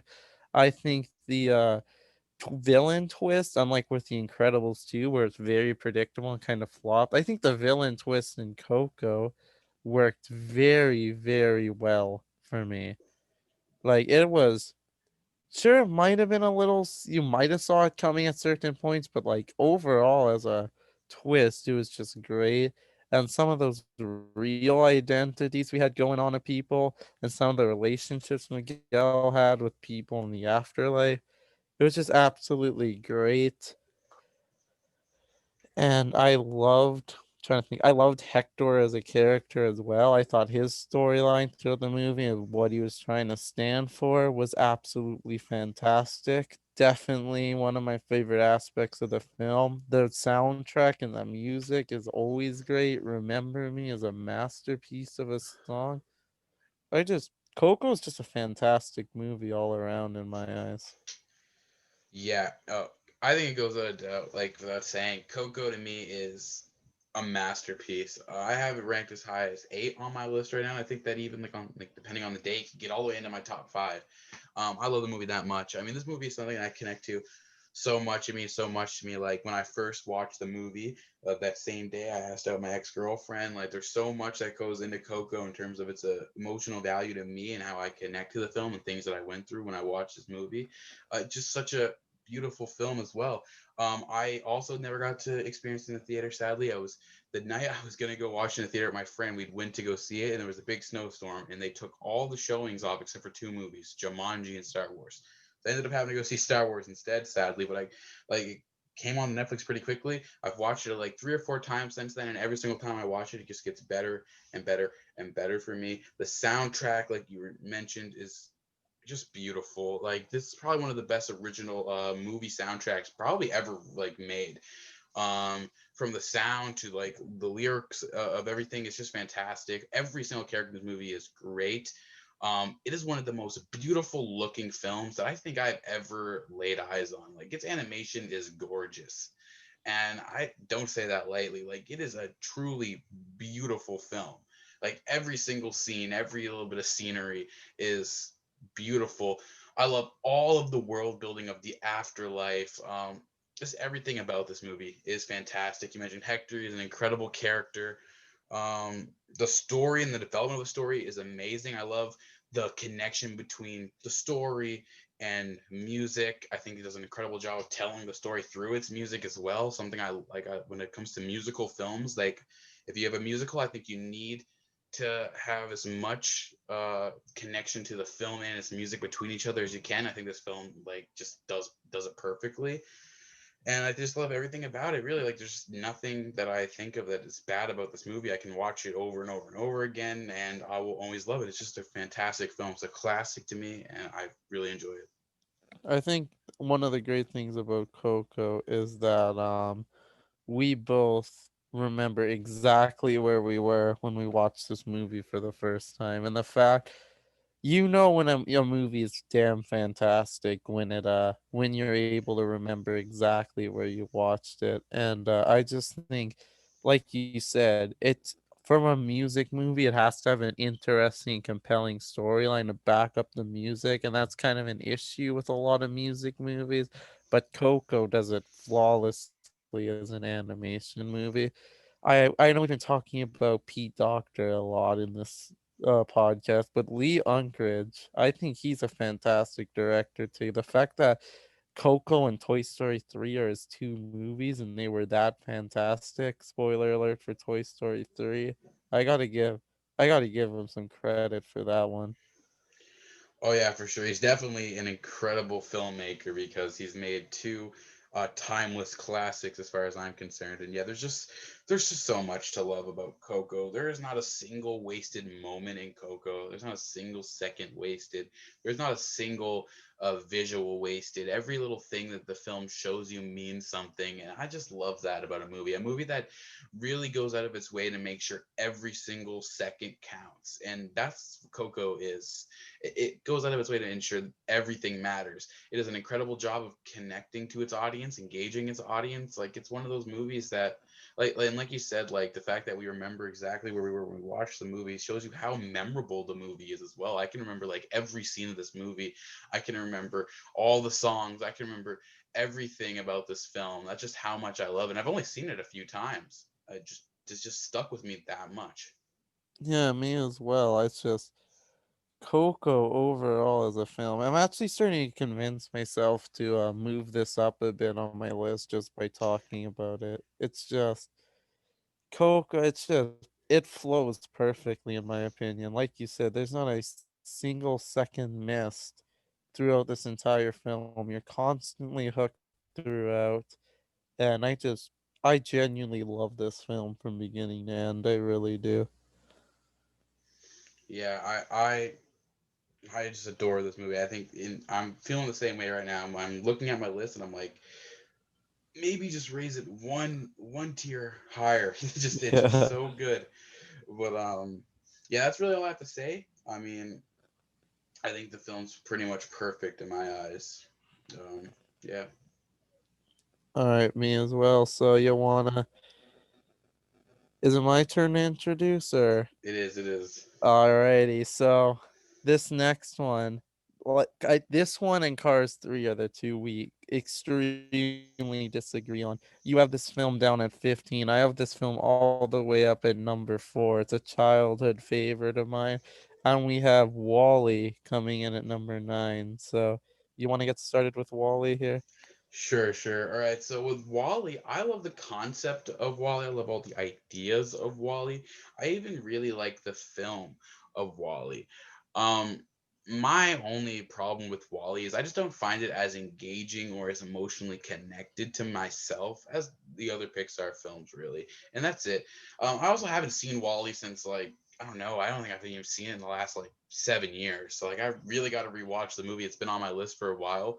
So my opinion could definitely change in the next little bit. But as far as it stands right now, I'm just not as connected or as invested in that film as I am as most Pixar stories, and that's really where I stand. That is completely fair. That's kind of me with couple other movies that I loved as that I was just kind of okay on as a kid, but have a Yeah. all right. It's kind of the same with me with another movie with some other movies that I just loved as a kid, and then they just kind of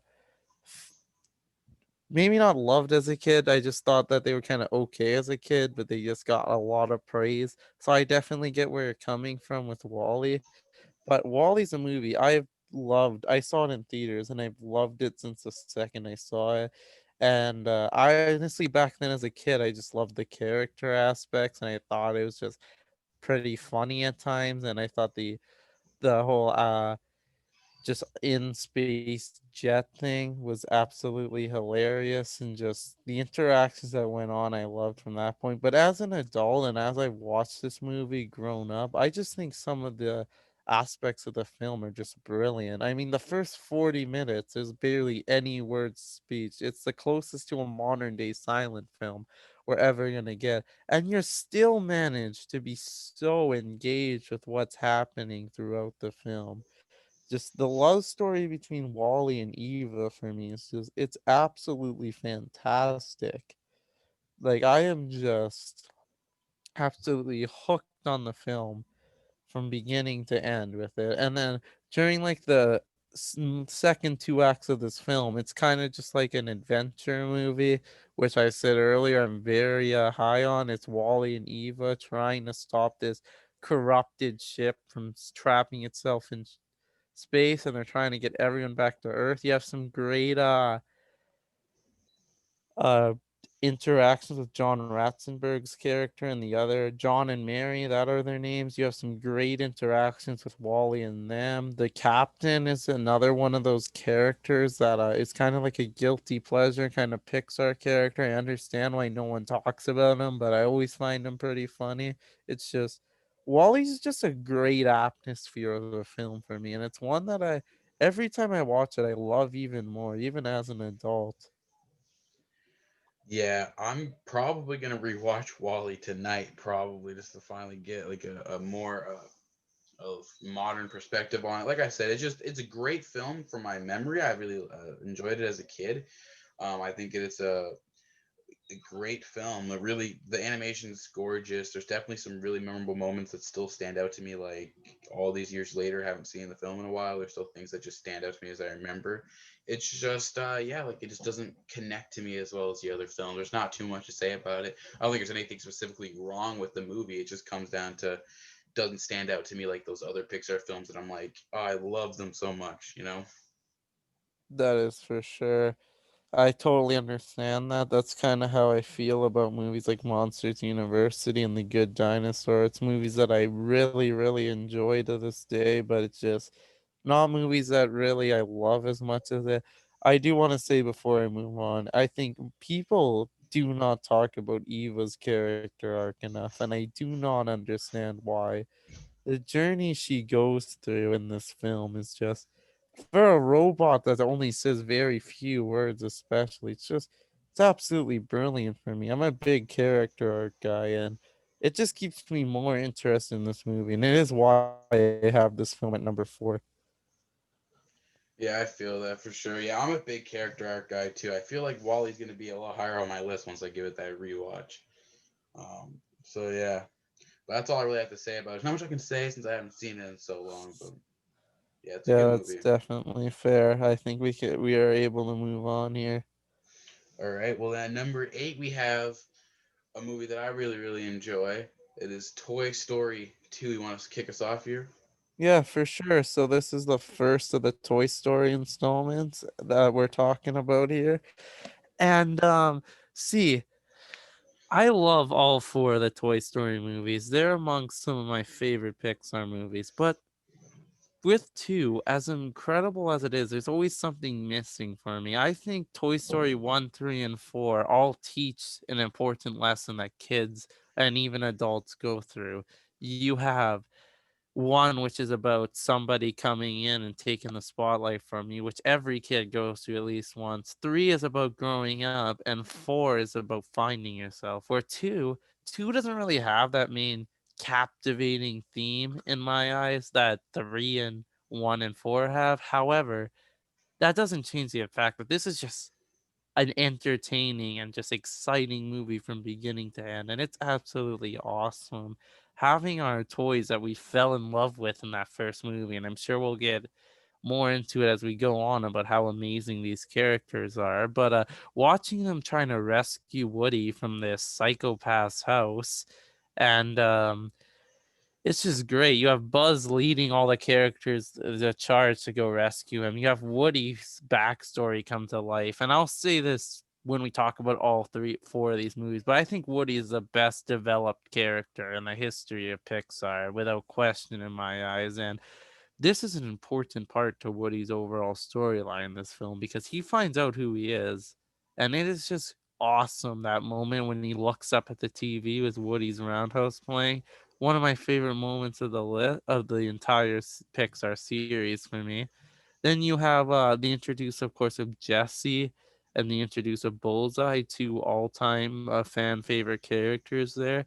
I think Stinky Pete is a very slept-on villain as well. I can kind of do without Al. I think Al's kind of whatever.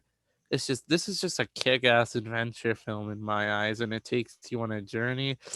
Forgot to mention the toy barn too. I love all the stuff they do in the toy barn where Buzz finds more out about himself with Zurg. It's some great stuff going. Kick-ass adventure film in my eyes. Yeah, I mean, I have this movie ranked as high as number 7, so I absolutely adore this film. I do agree with you that it's the only issue really with this film is that it doesn't have like that like super strong, like important underlying message that the other three have.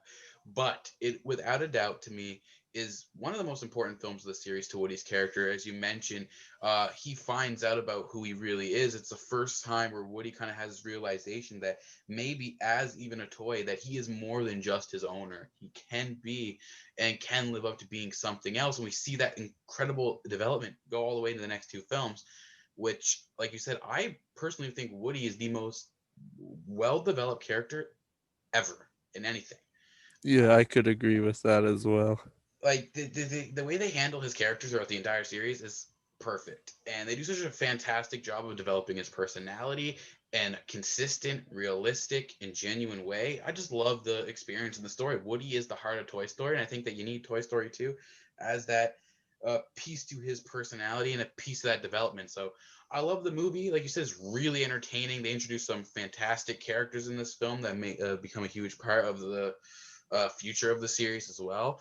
Um, and there's so many great non-stop funny moments. Like, it's just a fun movie to watch. It's really entertaining. It has a great story, fantastic pacing, of course, incredible characters brought back on screen again.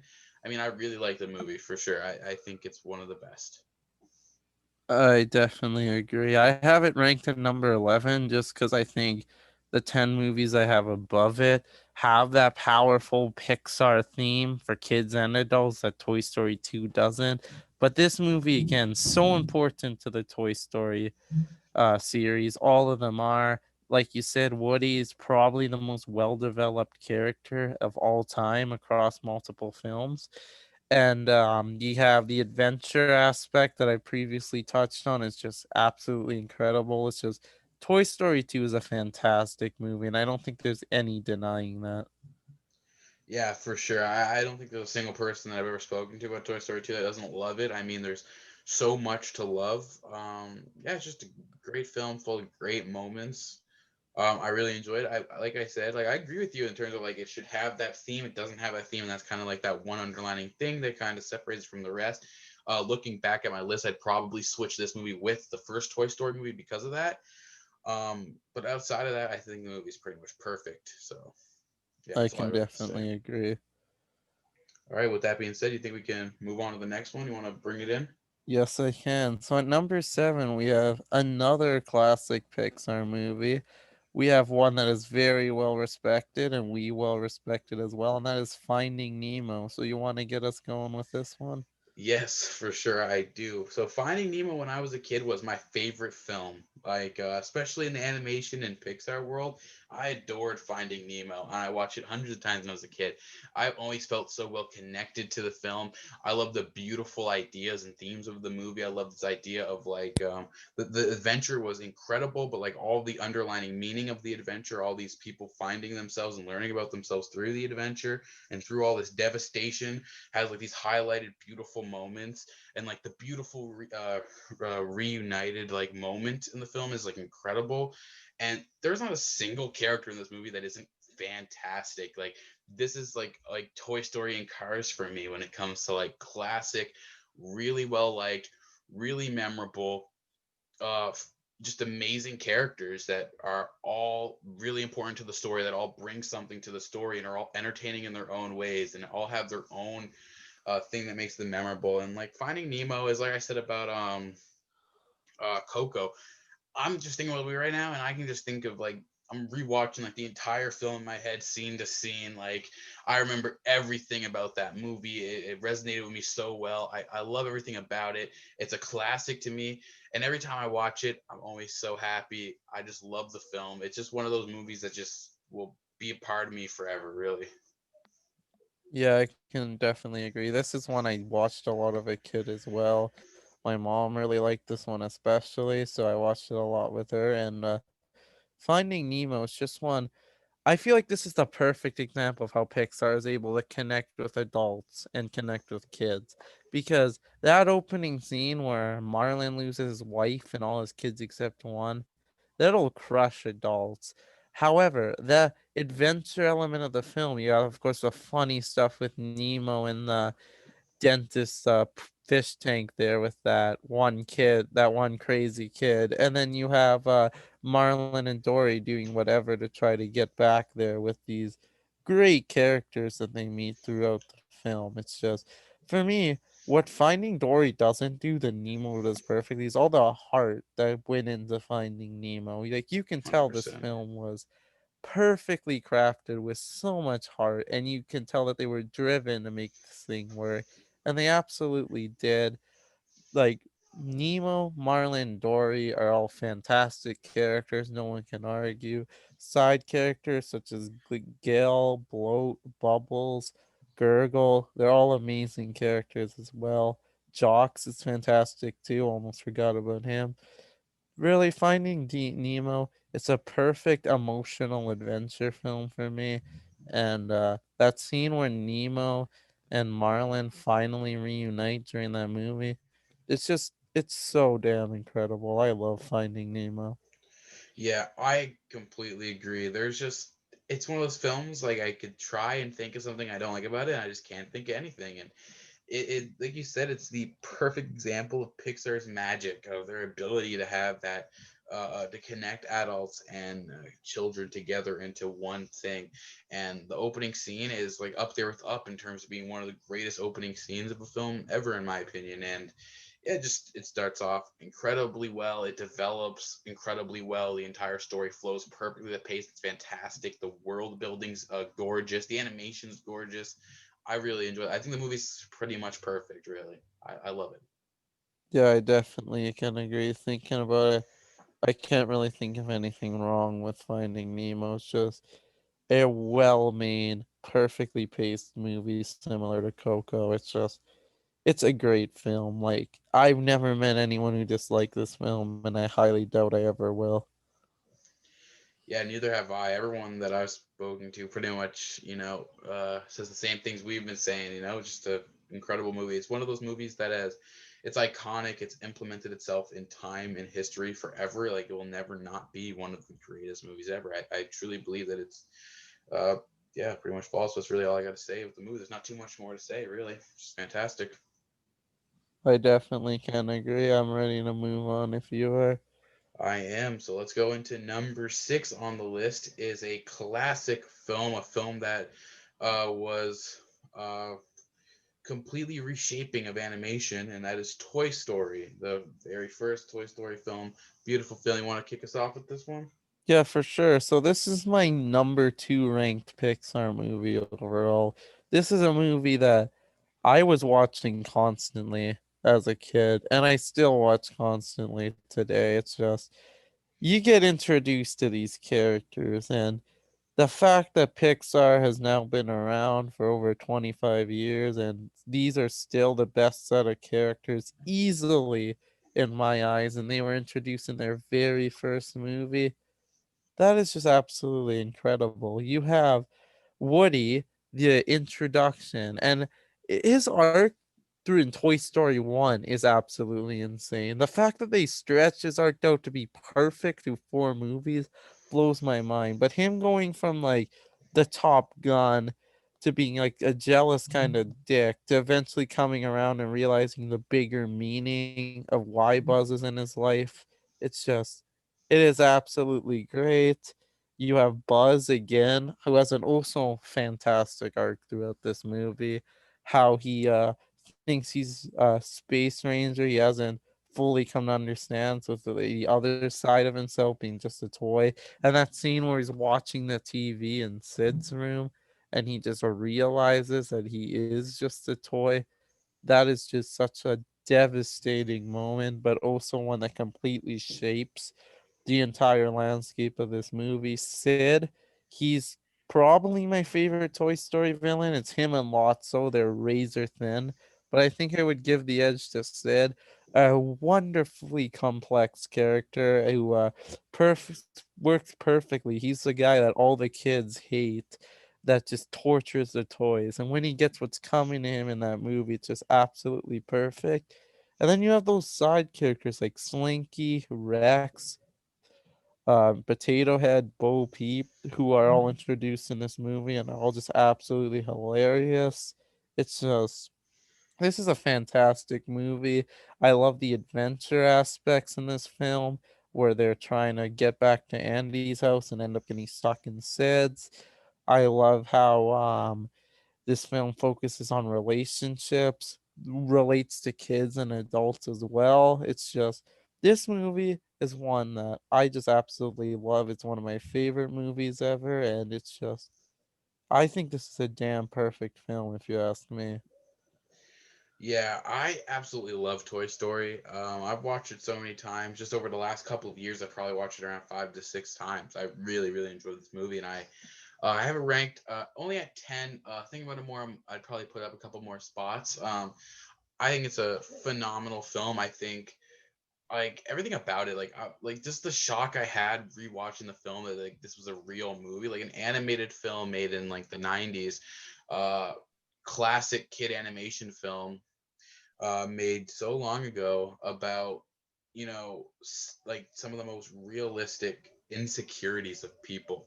Like that's the last thing you expect a kids movie to tackle is like a genuine like interferes in insecurities, like going from the top to feeling useless and feeling like a nobody. And the character development of Woody, you said, is incredible. The way they develop the character through the adventure is phenomenal. They do a great job at keeping you emotionally invested.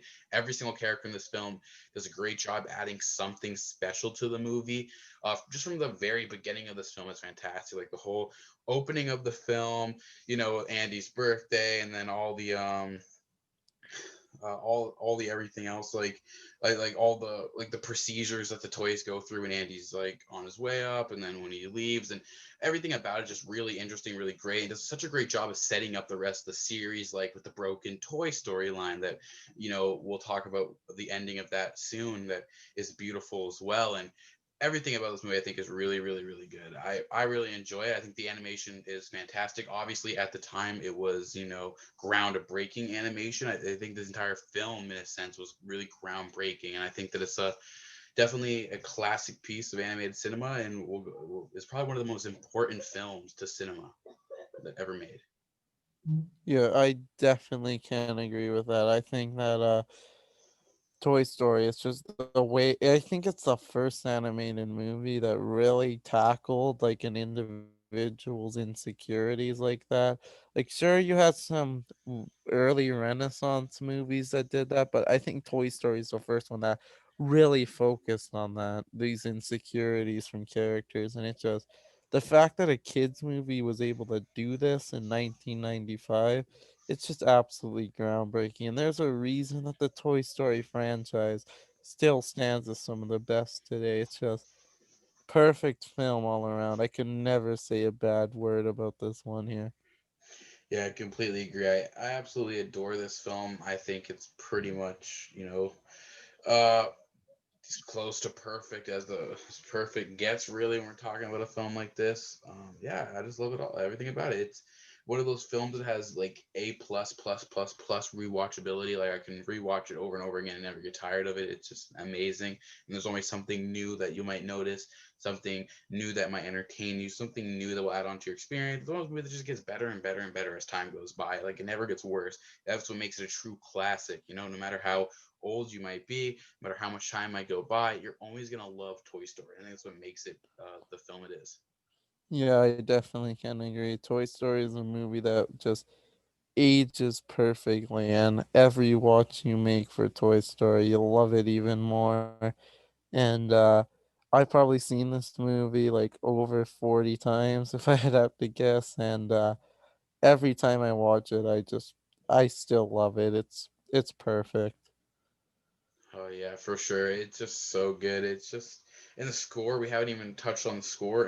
Oh my Incredible, like god, it is. obviously, like one of the greatest scores ever. Some like one of the greatest original songs like ever. One was iconic. You know, like it just did everything about the movie is perfect. Really, it's just really well crafted.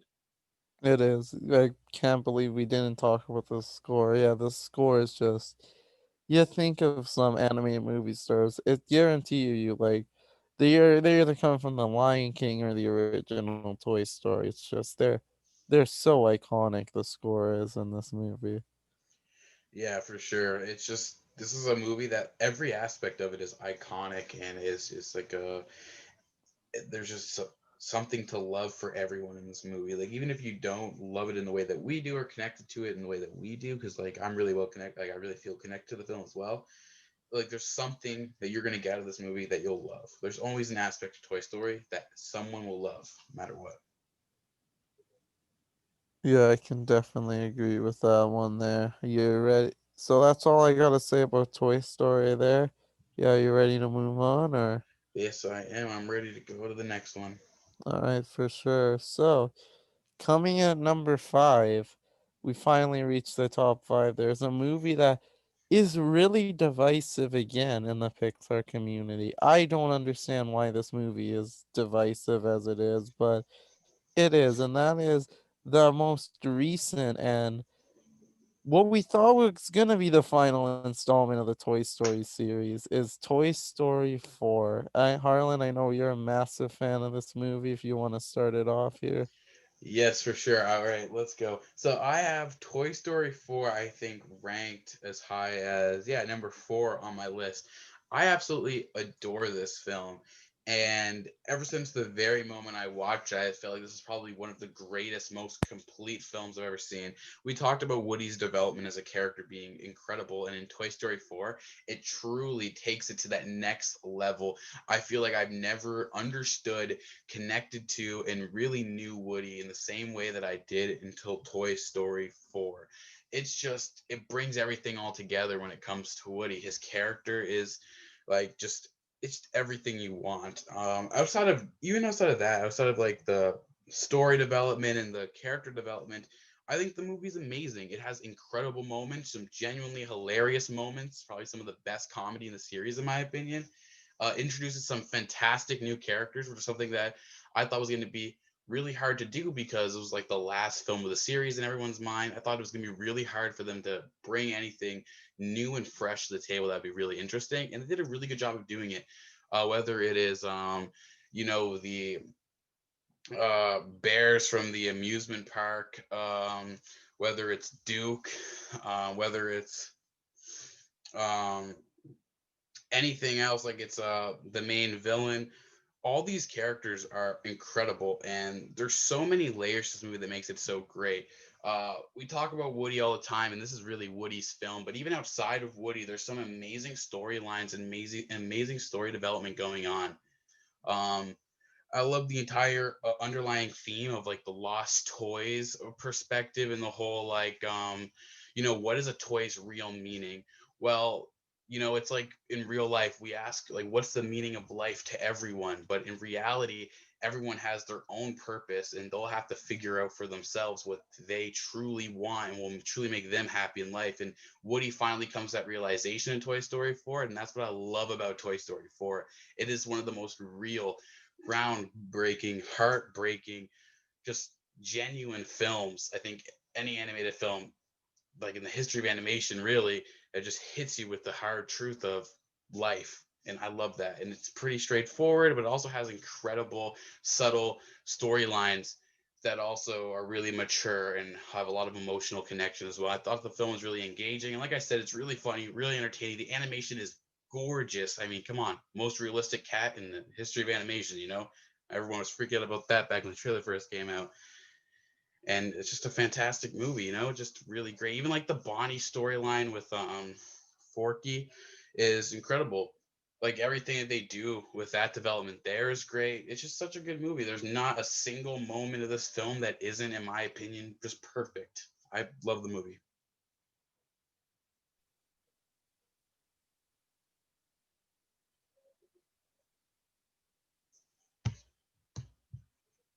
But anyways, as I was saying, a lot of people don't like this movie. As I previously said, is very divisive. I personally do not understand why. I have it ranked as 6, so I have it ranked pretty high as well. And Toy Story 4, it's just a very special and dynamic movie in my eyes. It's just we talk about Woody's story and how he's the most well-developed character possibly of all time, and this was his movie. Just the story he goes through and how it completely perfectly rounds up all 4 movies leading there, and he ends in the spot he needed to end in. It's just absolutely beautiful storytelling all around, in my opinion. You have Forky, who you mentioned, a fantastic character. Definitely the biggest shock of them for me. I wasn't expecting Forky to be as amazing as he was when I was seeing the trailers. Bo Peep coming back was a great moment for everyone that missed her in Toy Story 3, and she was just an absolute badass in this film. Like I loved her, and Toy Story 4 is the movie that we all didn't know we needed because Toy Story 3 ended the Andy trilogy so perfectly. And we're like, yeah, this is the last Toy Story movie. Perfect ending. However, 4 told us, yo, we have the real perfect ending. And it just ended so fantastically. That last line of the movie is just so perfect, gives me goosebumps every single time. The only minor complaint I have with this movie is why I have it below 1 and 3 and at number 6 on Pixar's. I wasn't really a fan of what Buzz was doing in this film. I thought he was just doing something because he was Buzz and he needed something to do. But Woody and Bo Peep's relationship, all the new characters, the atmosphere they're in, it completely makes up for that one little nitpick I have with this film. It's just fantastically told story, possibly one of the best storyline films that Pixar has ever done. Well, except for a movie we're going to be talking about in a little bit here. It's just I love Toy Story 4 as a film. I think people that crap on it have no idea what they're talking about. Yeah, I agree. I think people that don't like Toy Story 4 always come up with, like, I don't know, not great reasonings. I'm sure there's some people that have uh, good enough reasoning, but to me, the movie's perfect. Like even the little Buzz Lightyear thing, and personally, I didn't have a problem with it because I thought that it kind of added to Buzz's character in the sense of like Buzz has in every film, Buzz always has that like one little thing that he's kind of learning that everyone else seems to already have grasp, but he's not quite there yet. And he's kind of like figuring it out for himself, right? And I like that it was like the inner voice thing, right? I like that I thought that was a little neat, like a neat thing to like have him do. Since you get to have him do something. I thought that it was a great thing for him to like learn, and I thought it was a nice development point for Buzz. And I love the ending with Buzz and Woody, which is perfect. Like literally, the entire ending scene is flawless, but like that moment between Buzz and Woody, just oh man, just insanely good. Just really perfect. So I don't know. I personally don't have any problem with the movies. Most movies I try to think of something that I might not like, and every time I watch, like I just rewatched it a couple weeks ago, and I always love it more and more every time. It's just really good. Yeah, I definitely agree. I thought the moment between Morty and Buzz, especially at the end, was heartwarming and it just made everything so damn perfect. And I do agree Buzz had to do something because he's freaking Buzz Lightyear, but I just thought they could have found a more interesting way to implement him. But Actually, since we're getting Lightyear, it kind of makes up for him kind of being more of a minor piece to this film here for me. So, overall, Toy Story 4, it's one of those movies I do rate 5 out of 5 on Letterboxd. It's just an absolute masterful film for me. Yeah, and I completely agree with that Lightyear point because one thing I said when I left Toy Story 4, I was like, if we're gonna get anything Toy Story ever again, it's got to be Buzz Lightyear's center focus. He's the, Yes. and I'm very happy that if since we are getting something, it's gonna be about Buzz Lightyear. I'm really excited for it. But yeah, like you said, 5 out of 5 on Letterboxd, 10 out of 10. Absolutely adore the movie. Me as well, and I think we are good to move on if you are. Yes, we are. So here we go.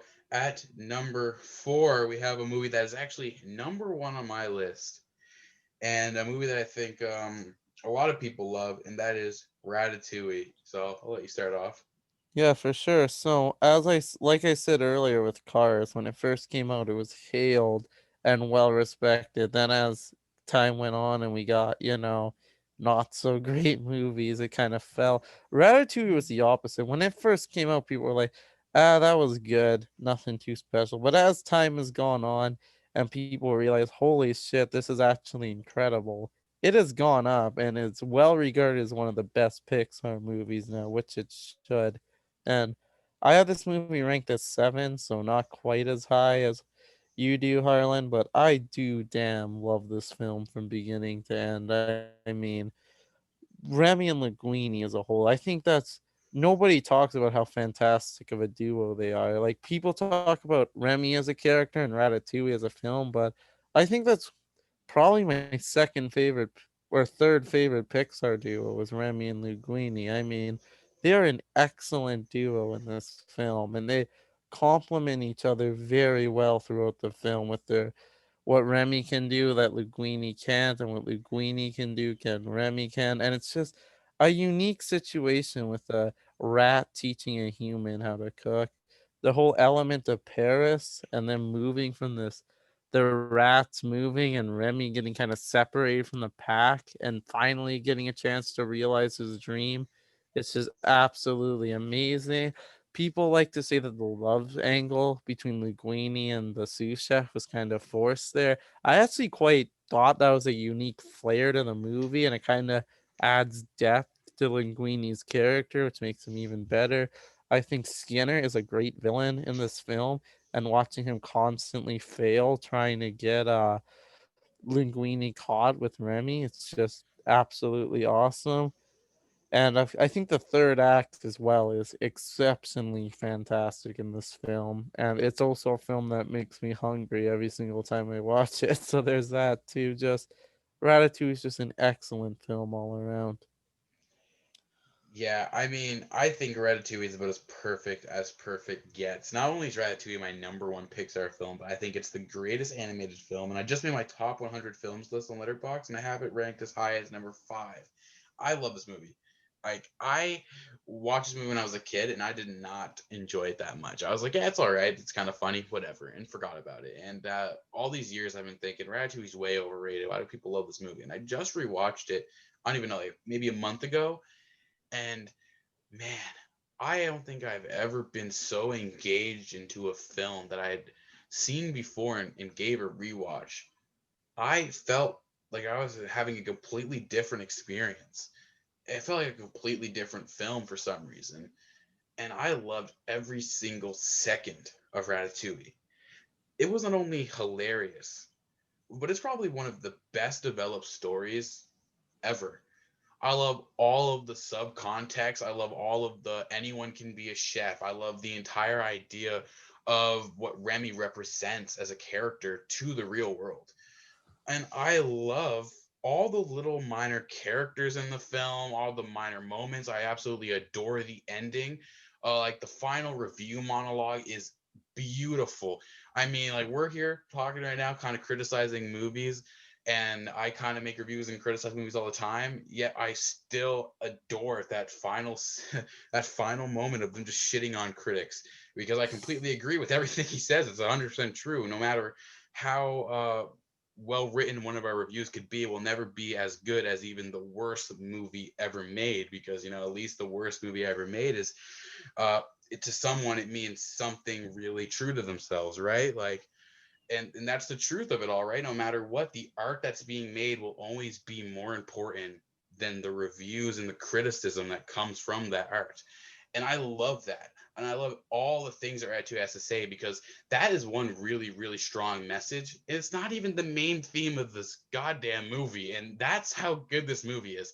Its second theme is incredible and better than most main themes of a film. And then its main theme is also insanely good. It's like this, it's outrageous how good this movie is, honestly, like as a film. It comes together so perfectly as well. The pacing is incredible.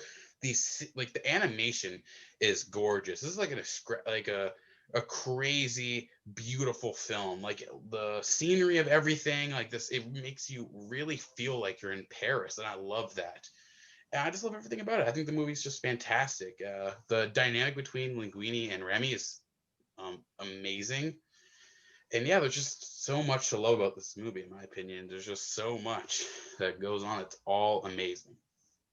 Yeah, I definitely agree. I think that Ratatouille has so many themes in this film, and usually a theme clutter will happen that kind of just hinders the movie a bit, makes it a little slow. However, Ratatouille themes complement each other so much, and that's why it works the way it does, and that's why this film is so special. The animation is also beautiful. I think this film came out in 2007, and it's one of the best animated movies Pixar has ever done in terms of just pure animation, which is crazy. The analogs again about anyone can cook, like you said, great message, and that's one that's totally true. I also like the ghost of Gusteau as well. I believe that is just a great, fun little aspect for kids in the film. I also think that the ending scene as well. Like I said, that third act is stacked, but especially that ending scene. I also do love the entire movie from the moment that Remy and Linguini meet up. It's excellent in my eyes. And even Remy's relationship with Linguini and his family kind of coming together at the end and making all the wrongs turn into rights. It's a great ending, great arc as a movie in a whole. Definitely love this film again. Yeah, I completely agree. Like it's just a fantastic film, and it has like all these beautiful little hints too. Like I don't know, it's kind of a spoiler alert, but like that one moment towards the end of the film where it's like, um, oh, we had to get the hair tested again because the first time we got it tested, it came out as rodent hair, and like it drops these like little subtle moments and all these little, cute little things that are all like great perspectives, like open your mind to what the movie could be, right? Like is Remy, you know, the heir to the fortune and the talent, or is it Linguini, or is it like all these questions and all these just little things that make the movie a little bit more special in my eyes. And like I don't think I've ever been more emotionally connected to a film in my entire life. I mean, we're talking about a film about a rat, and a rat is like the most demonized creature ever, and they turn what has been demonized, especially in food and restaurant culture, and have turned him into the peak of just just love and fucking like this insane connection between like the audience and this rat. It's everything about it's just magical. Like it's truly, in my opinion, the poster child of what a Pixar movie should be. Yeah, I definitely have to agree. Ratatouille is just very well, perfectly structured in my eyes, and it just all comes together so perfectly. Definitely one of Pixar's best, and I'm so happy that it is ranked as high as it is for most Pixar fans. Yeah, for sure. Like it's really good. I don't have much more to say about it other than it's an incredible film. So yeah. Yeah, me as well. I think we are good to move on. All right, let's go. So at number At three on. number, all right, Okay. you go. All right. At number three on the list, we have Toy Story 3. So you want to kick us off with this movie? Yeah, absolutely. So, this is, of course, our highest ranked Toy Story film here, and it is definitely one that is absolutely incredible. We obviously have it at number three, and this is another one that when it was coming out, people were almost as spectacle as Toy Story 4. It's like, oh yeah, this is pointless. But one thing that this film does so well is that the people that grew up watching Toy Story, especially from the 90s, grew up with this film. And I think that's a great element. I may not be a 90s kid, but I think that them growing up with this was just such a perfect idea by Pixar to make it with this time frame. And then this closing Woody's relationship with Andy is great. The last 20 minutes of this film is absolutely flawless in my mind and filled with so many emotions. You get probably Pixar's two most emotional scenes back to back within 20 minutes. And it's crazy because it shouldn't work and it does. And if you want to call this any movie, this is Pixar's version of a prison break movie when they're stuck in this daycare, and it just works perfectly in all aspects. Lotso, like I said, razor thin difference from my favorite villain was Sid, but Lotso is just a fantastic villain all around. Him going from this lovable, welcoming dude to just this absolutely fucking scary, controlling dick overall. It's kind of an expected turn, but it's one that still absolutely pays off no matter how predictable it is. Some of the newer characters were great, and some of the villains were as well. It's just then that ending scene, it's probably my favorite ending scene in all of Pixar, with the exception of Monsters Inc. It's just absolutely perfect. And then when Woody says "so long, partner" at the end, that's definitely one of my favorite quotes of all time. Always brings a tear to my eye. It's just this is just an exciting movie from beginning to end with great storytelling.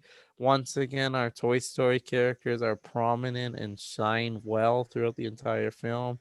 I definitely love this movie overall.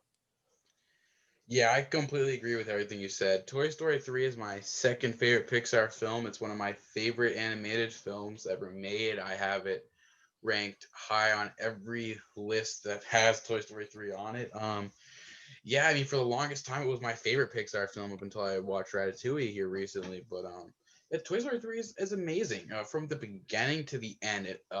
They maximize on the incredible relationship between Andy and Woody, which is amazing. Um, they do an incredible job of pulling in the audience of all ages and truly having a deep connection to everyone in this film. This is the first time I think people can really connect to Andy, and this is the first time where Andy becomes more of a centerpiece of the film, of the series. And it's perfect. It works perfectly. Do an incredible job. I think this is the first time you really relate to the human characters of Toy Story. This is like the first time where you kind of break that toy barrier between the toy and the humans in a way that is like memorizing. Like you truly connect with these characters that have for all this time kind of been side pieces in the background up until now. And in this film, they just do an incredible job of like hooking you into them. And they're not even actually that involved in the actual story of the film, but you still kind of like feel that connection to them through your own real life experience. And I think that's what Toy Story 3 is all about. It's all about connecting the film to your real life experience in the truest way. And that's what I love about it. And it's also incredibly entertaining. Like you said, the ending is absolutely fantastic. It's a hilarious film as well. Like you said, the villain is perfect, probably one of the greatest villains in all animated cinema. I just love it. It's just a fantastic movie. I mean, there's, in my opinion, nothing wrong with this movie. I can watch it over and over again. I'll always love it. Yeah, I definitely agree. I have this movie ranked at number 5, and it is very high in every list I put it in as well. Toy Story 3 is just one that is just it just feels special, you know. It works for people all ages, and it's just every time I watch this movie, I like it even more. And when a movie has that effect on me, it's just you know it's something great. It's just fantastic film overall. Toy Story 3. Yeah, I completely agree. It's one of those films that will forever like be a part of me. It's one of the first films that I watched even as a kid, and every single time I rewatch it that I truly feel connected to the film, where I truly feel like I live inside of the film and its characters. That's like how well established these characters are and how well the emotional investment of the audience is engaged with this film. Like it just does a great job. It does everything. It's just really good. Yeah, I definitely agree with that. Toy Story 3. One other thing I really love about this film is that how it goes in depth on Woody and Andy's relationship, which is something 1 and 2 didn't do as go as in depth as this one did. And I absolutely love that element of the movie, and it definitely for me elevates this movie even higher. And of course, like I previously said, all the hilarious characters, seeing the entire gang work together to break out of this prison. Probably the most we've ever seen them work together as well. It's just a wild time from beginning to end, this film. True, and like even like the Ken and Barbie stuff is hilarious. Such a great Yeah, added aspect. Like I just love like there was not a single decision that was made in this film that wasn't perfect. It was just so well crafted. It's like a yeah, I beautifully can crafted film. I can definitely agree. I feel that way about all of my top five. It's just not a single moment in any of these top fives for me went to waste, and it was just perfect decisions all around. Yeah, at this point, that's how I feel about all my top eight. Definitely. Pixar's just like that. But yeah, that's really all I have to say. I think like Toy Story 3, I think is like really how everyone feels about this movie when you watch it. It's just next level. Yeah, I definitely agree. Just a classic animated movie. For And sure. all right, so you're ready to get into number two here. I am. We are finally at the top two. All right, and with the top two, we have one classic Pixar movie left, and we have one recent Pixar movie left. So it's pretty interesting here. We ended up with a recent and a classic left here. But at number two, we do have the more recent film at number two, a very recent film, as this just dropped 5 days ago, and that's Soul, which we both have at number three. So you want to get us started with Soul here? Yes, I do. Okay, so Soul, I have been more than excited for over a year to finally watch this film. Ever since Pixar announced that they were going to make this film, I have been waiting for it to finally drop, and we finally got it. And I was kind of worried because I wasn't going to be able to get the cinematic experience of it all, and I heard a couple of weird feedback from some people that didn't really like parts of the movie, and then I sat down and I watched it, and I don't think I've ever felt so truly connected to a film in my life in terms of the place I'm in right now and how relevant that film is to me in my personal life right now. It was like heartbreaking, heartwarming, destructive, uh, yet like this rebirthing moment, like all in one. Watching that movie, like it's truly a movie that should be titled Soul. It feels like it's reaching deep into your soul. It's that insanely good. I was so shocked at how good this film was. Not only is the animation gorgeous, like the scenery of New York is beautiful. You really feel that heart of New York. You feel like you're there. Like you really feel like you're in New York. I don't think I've ever seen something capture like this idea of New York so well, where you really like feel like you're amassed into like this beautiful scenery. Um, the characters are incredible. Joe Gardner might be, in my opinion, like the greatest main character in a Pixar film ever, aside from like Woody. He's probably one of my favorite main characters in a Pixar film. His entire story is fantastic. His personality is incredible. His relation to real life, he's so realistic. Like he's just a truly realistic character, and everything about this movie is incredible. The parallels between the afterlife and the before life and then the life is all incredible. I don't think a movie's ever been so like this is like so well crafted, and the pacing is is amazing, and this film is just gorgeous. I really liked Soul from like every aspect, and yeah, I just adore this movie. Yeah, I you couldn't have said it better yourself. This film, going in, I heard amazing things about it, but I'm just so I was obviously hyped, but a little part of me was like, oh yeah, what if I'm disappointed? But I was far from disappointed with Soul. It's like I said, it's my number three ranked Pixar movie. I did not think that would be even close to happening, especially with how much I love Pixar. It's just this story will just bring you to your knees. Absolutely, it's just the way it progresses throughout the movie is just it's absolutely captivating in my eyes. most people don't like the stuff when they're in the great before and all that, but I love that stuff just as much as I love the in-person stuff. I think it had so much depth and so much just pure excitement to the film that keeps you hooked.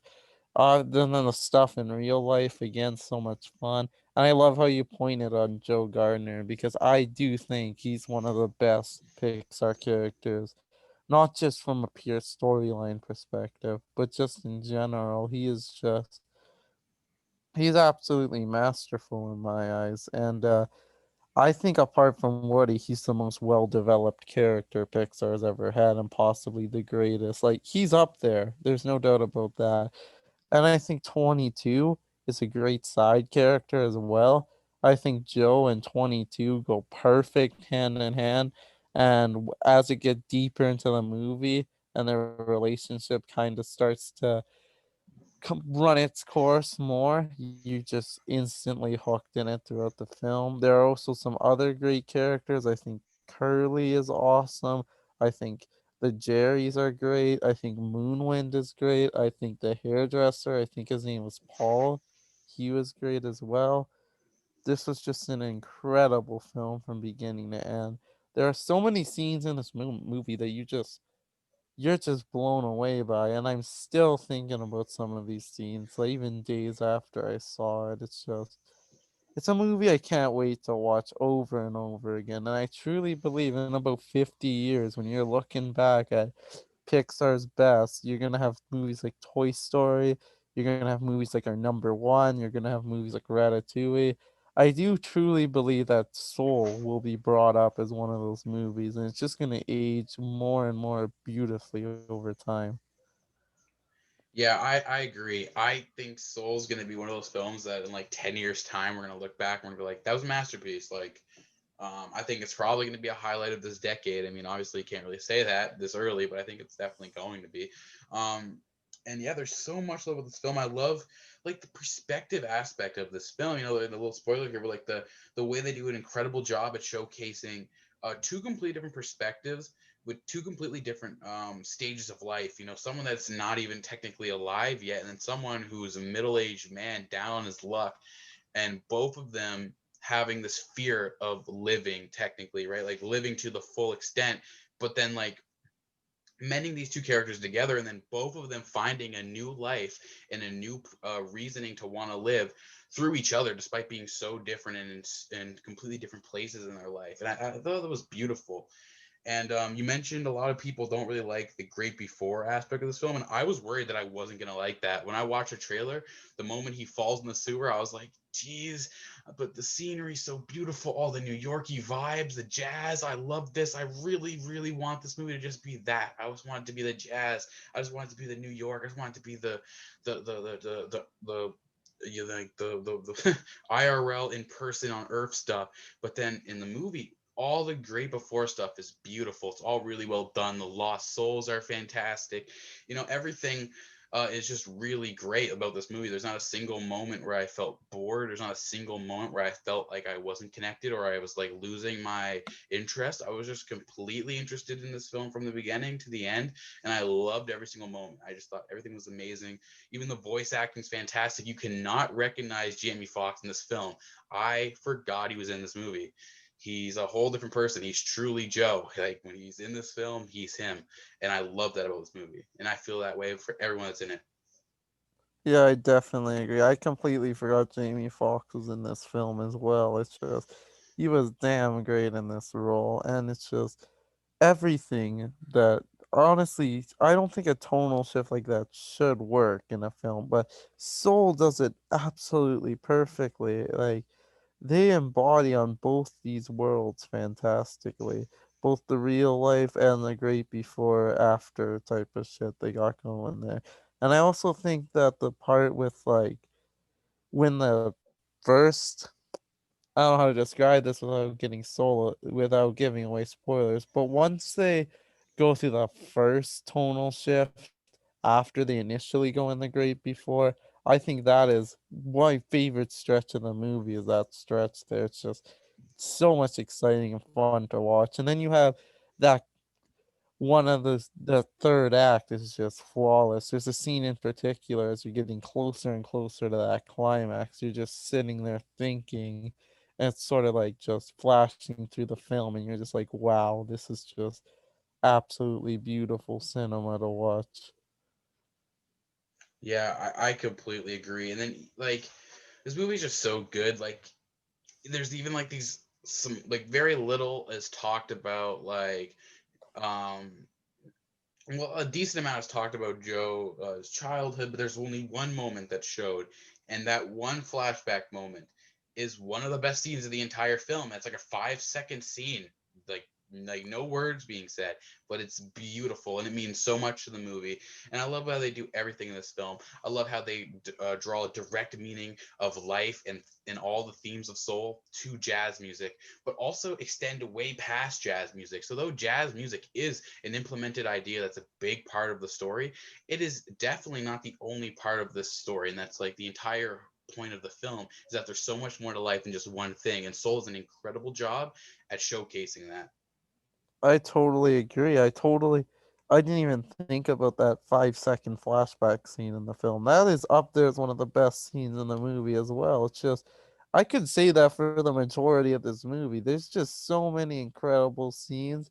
And a lot of the time when I'm listening to podcasts or rankings or whatever, and they put the most recent installment at like one, two, three, whatever, I'm like, oh, that's fucking stupid. But like, no, Soul is just that damn good. Like it's just perfect. Scene after scene is just gonna keep you hooked. It's just I we said this so many times, but I the second I saw Pete it was announced Pete Doctor was in charge of this film, all my doubts just went away because I knew it was gonna be something special. And then here we are, our second best Pixar movie ranked. Yeah, I mean, another fourth shout out I think for Pete Doctor. He's just Yeah, insane. He's this movie to me, like this is my highest ranked Pete Doctor film on my rankings. So to me, this film is just like Pete Doctor will forever be to me a legend in filmmaking. Like he's just so talented, and he didn't have to make this movie to be that, but since he did, it just solidifies that. I know. The fact that he went 4 for 4 and the four movies he made are really fucking high quality movies, it speaks so much to what he can do. And I just think this might be his best. It's not my favorite Pete Doctor movie. You could probably figure out what it is if you've been tracking, but I think this is his best made movie in my opinion. Yeah, I definitely think it's his most beautifully crafted film, just from like a structural standpoint, just everything. Like it's just so well put together. And yeah, I mean, he has two movies now that are in my top 100. I mean, he's just to me, he's one of the greatest filmmakers ever, without a doubt. I'm excited to see what he does next. I mean, oh, I can definitely agree. And now that he's kind of the head of all Pixar productions, I'm just so excited for the future. I'm like, yes, I have faith in you, Pete Doctor, to keep this going strong. I know I'm so.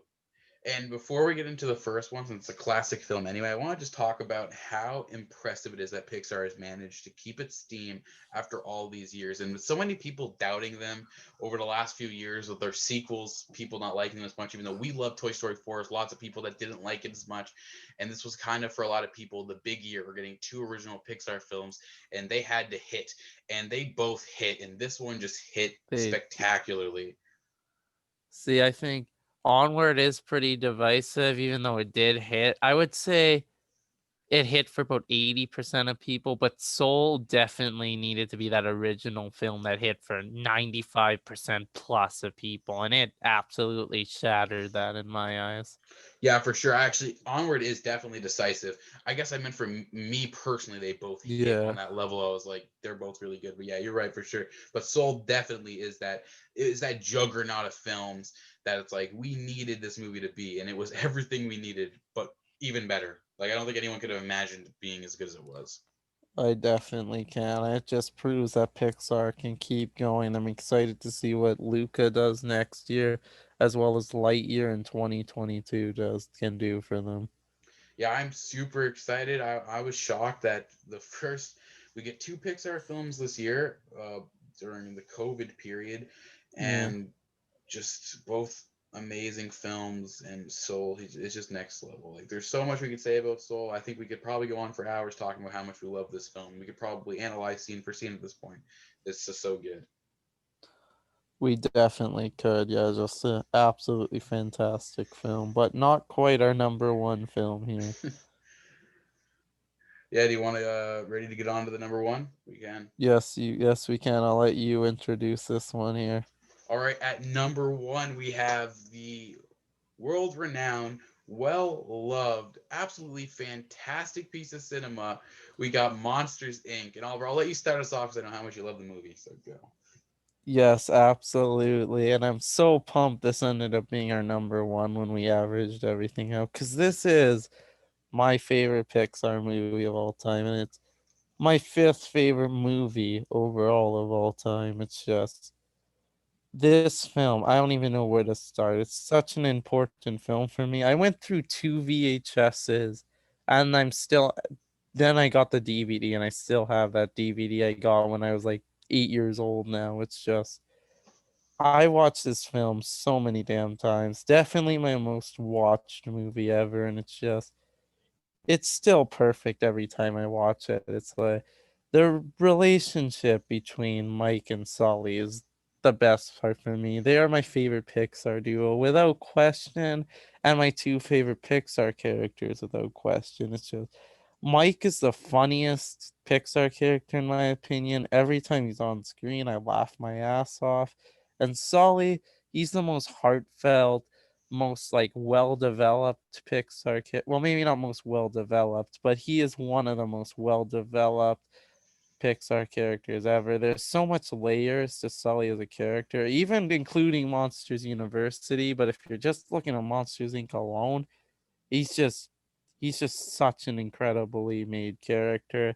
You always have the fun with Boo in the mix, and Boo is an absolutely great character as well. Even though she only says like 4 words throughout the entire film, you do understand how incredible and how important Boo is. And watching that sort of father relationship with Sully and Boo, it's beautiful to watch, and it takes an entire different spin on the monster in your closet theme as well that the movie definitely hits home on for me. I do think that Randall is an amazing villain as well.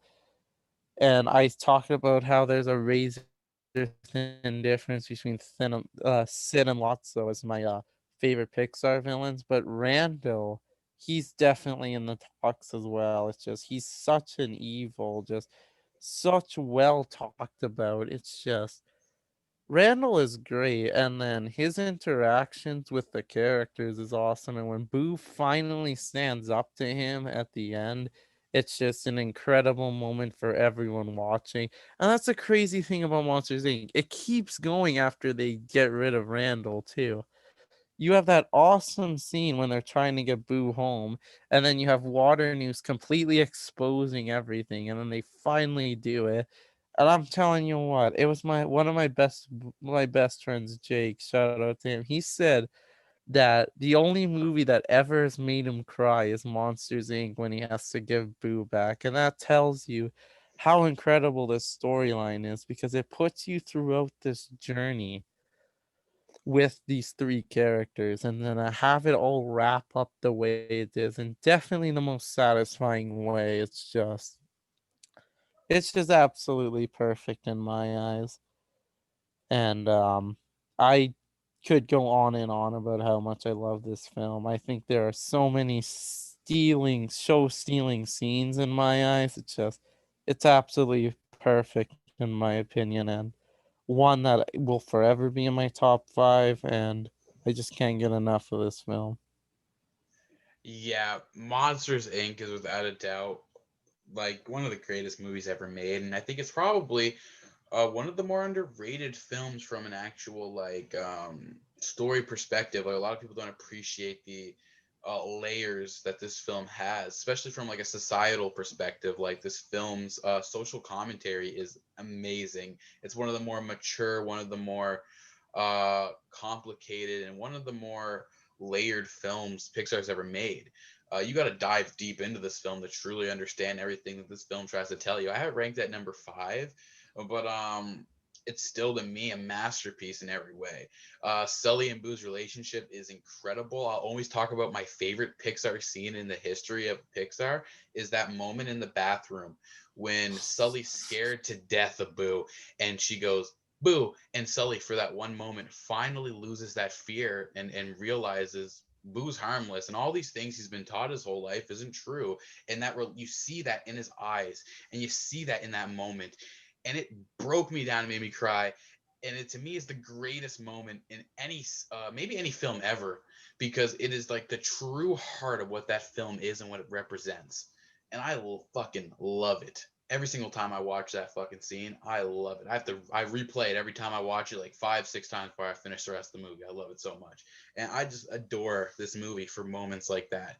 And then you have all the Mike Wazowski incredible comedy. This film's hilarious. I mean, like, it's this beautifully um, very educational film. This like really smart intellectual movie that's like really emotionally intelligent as well, but it's this hilarious film as well. It works for kids and adults on a comedic perspective. Like, it's just really funny, and the dynamics of the characters are incredible. Randall's an incredible villain, like you mentioned. The ending of this film is phenomenal. This emotional climax. We have multiple emotional climaxes in this film that are incredible, and I just can't go on. I can go on and on and on and on forever about how much I adore Monsters Inc. because there is so much this film has done incredibly well. It is an insanely good movie. Yeah, I have to agree. I think this movie it's absolutely fucking incredible from beginning to end.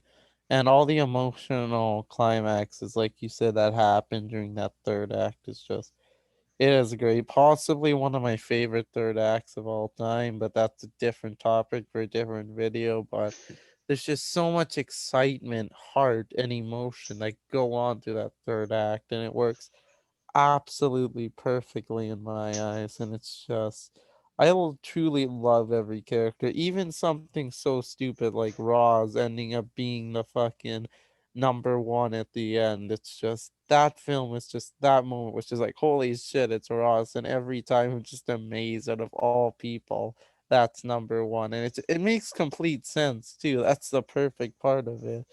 And then I love the Yeti too. You talked about how one of your favorite scenes was when Boo was like Boo when Sully's in the bathroom. One of my favorite scenes in this movie. It's so random too, but when fucking Mike and Sully are wrestling in the snow, and then you see the shadow, the Yeti coming out, and then it's just fucking John Ratzenberger's like harmless voice, and then him just talking. I'm like, that is hilarious every single time. It's just, I just, I don't think there's anything wrong with this movie. I completely agree. In terms of its, obviously everyone loves Monsters Inc. Pretty much, it's a classic. But in terms of its actual storyline, people don't talk about how amazing the storyline is. And again, Pete Docter, that's what he crafted so well with this movie. It is groundbreaking. It focuses on how humans are scared of monsters are scared of humans, and then they come together with this harmless little girl and two harmless monsters, and it's so perfect in my eyes. Yeah, I completely agree. This movie's perfect. Pete Docter, like I've said for the millionth time, genius, absolute mastermind of cinema.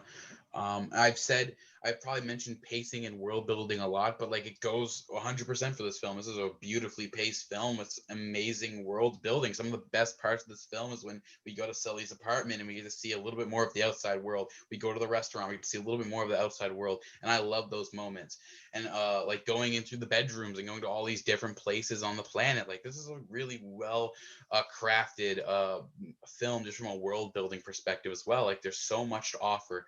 This film has so much to offer. It gives us so much and does an incredible job of having a fantastic narrative and a full narrative, and it goes full circle, and it's a truly beautiful movie. I can definitely agree. Honestly, if we could go all night talking about Monsters Inc., I could. It's one of my favorite movies, and it definitely always will be. Yeah, I could too. It's there's so much to talk about. so many things to break down. Like I said, it's the most layered film Pixar's ever made. Like there's so many different ideas and so many different structural breakdowns and so many societal breakdowns that this film has. It's just like you can really go into the depth of this film forever. There's so much to talk about. Yeah, you definitely can. Really, truly is just a flawless film, in my opinion. Yes, for sure. Definitely a film that I'd recommend to anyone that hasn't seen it somehow. Watch it ASAP. Like it's just you gotta watch it. It's that Yes. good. I truly think Monsters Inc. is just hell, even like the top freaking 15 movies on this list are like must seens for everyone who hasn't seen them. Oh yeah, for sure. Like like I said, from 16 to 1 on this list, from Cars 3 to Monsters Inc. I say you should watch it if you haven't. Definitely. Alright, I think that's it for the most part. You have any final thoughts there? Final thoughts, really quick. Just want to talk about how Pixar is such an incredible production company. They've given us these incredible films, and they've worked with such phenomenal film makers and some incredible talents with some incredible ideas, and they've taken risks that you wouldn't expect animated companies to take. And that's why we wanted to make this podcast and this list, to appreciate a company willing to take these risks, even in today's market, like a film like Soul, you wouldn't expect a child's animation company to make the movie Soul, no matter how uh, childish it may look on the outside in terms of its animation, but its story is so emotionally mature.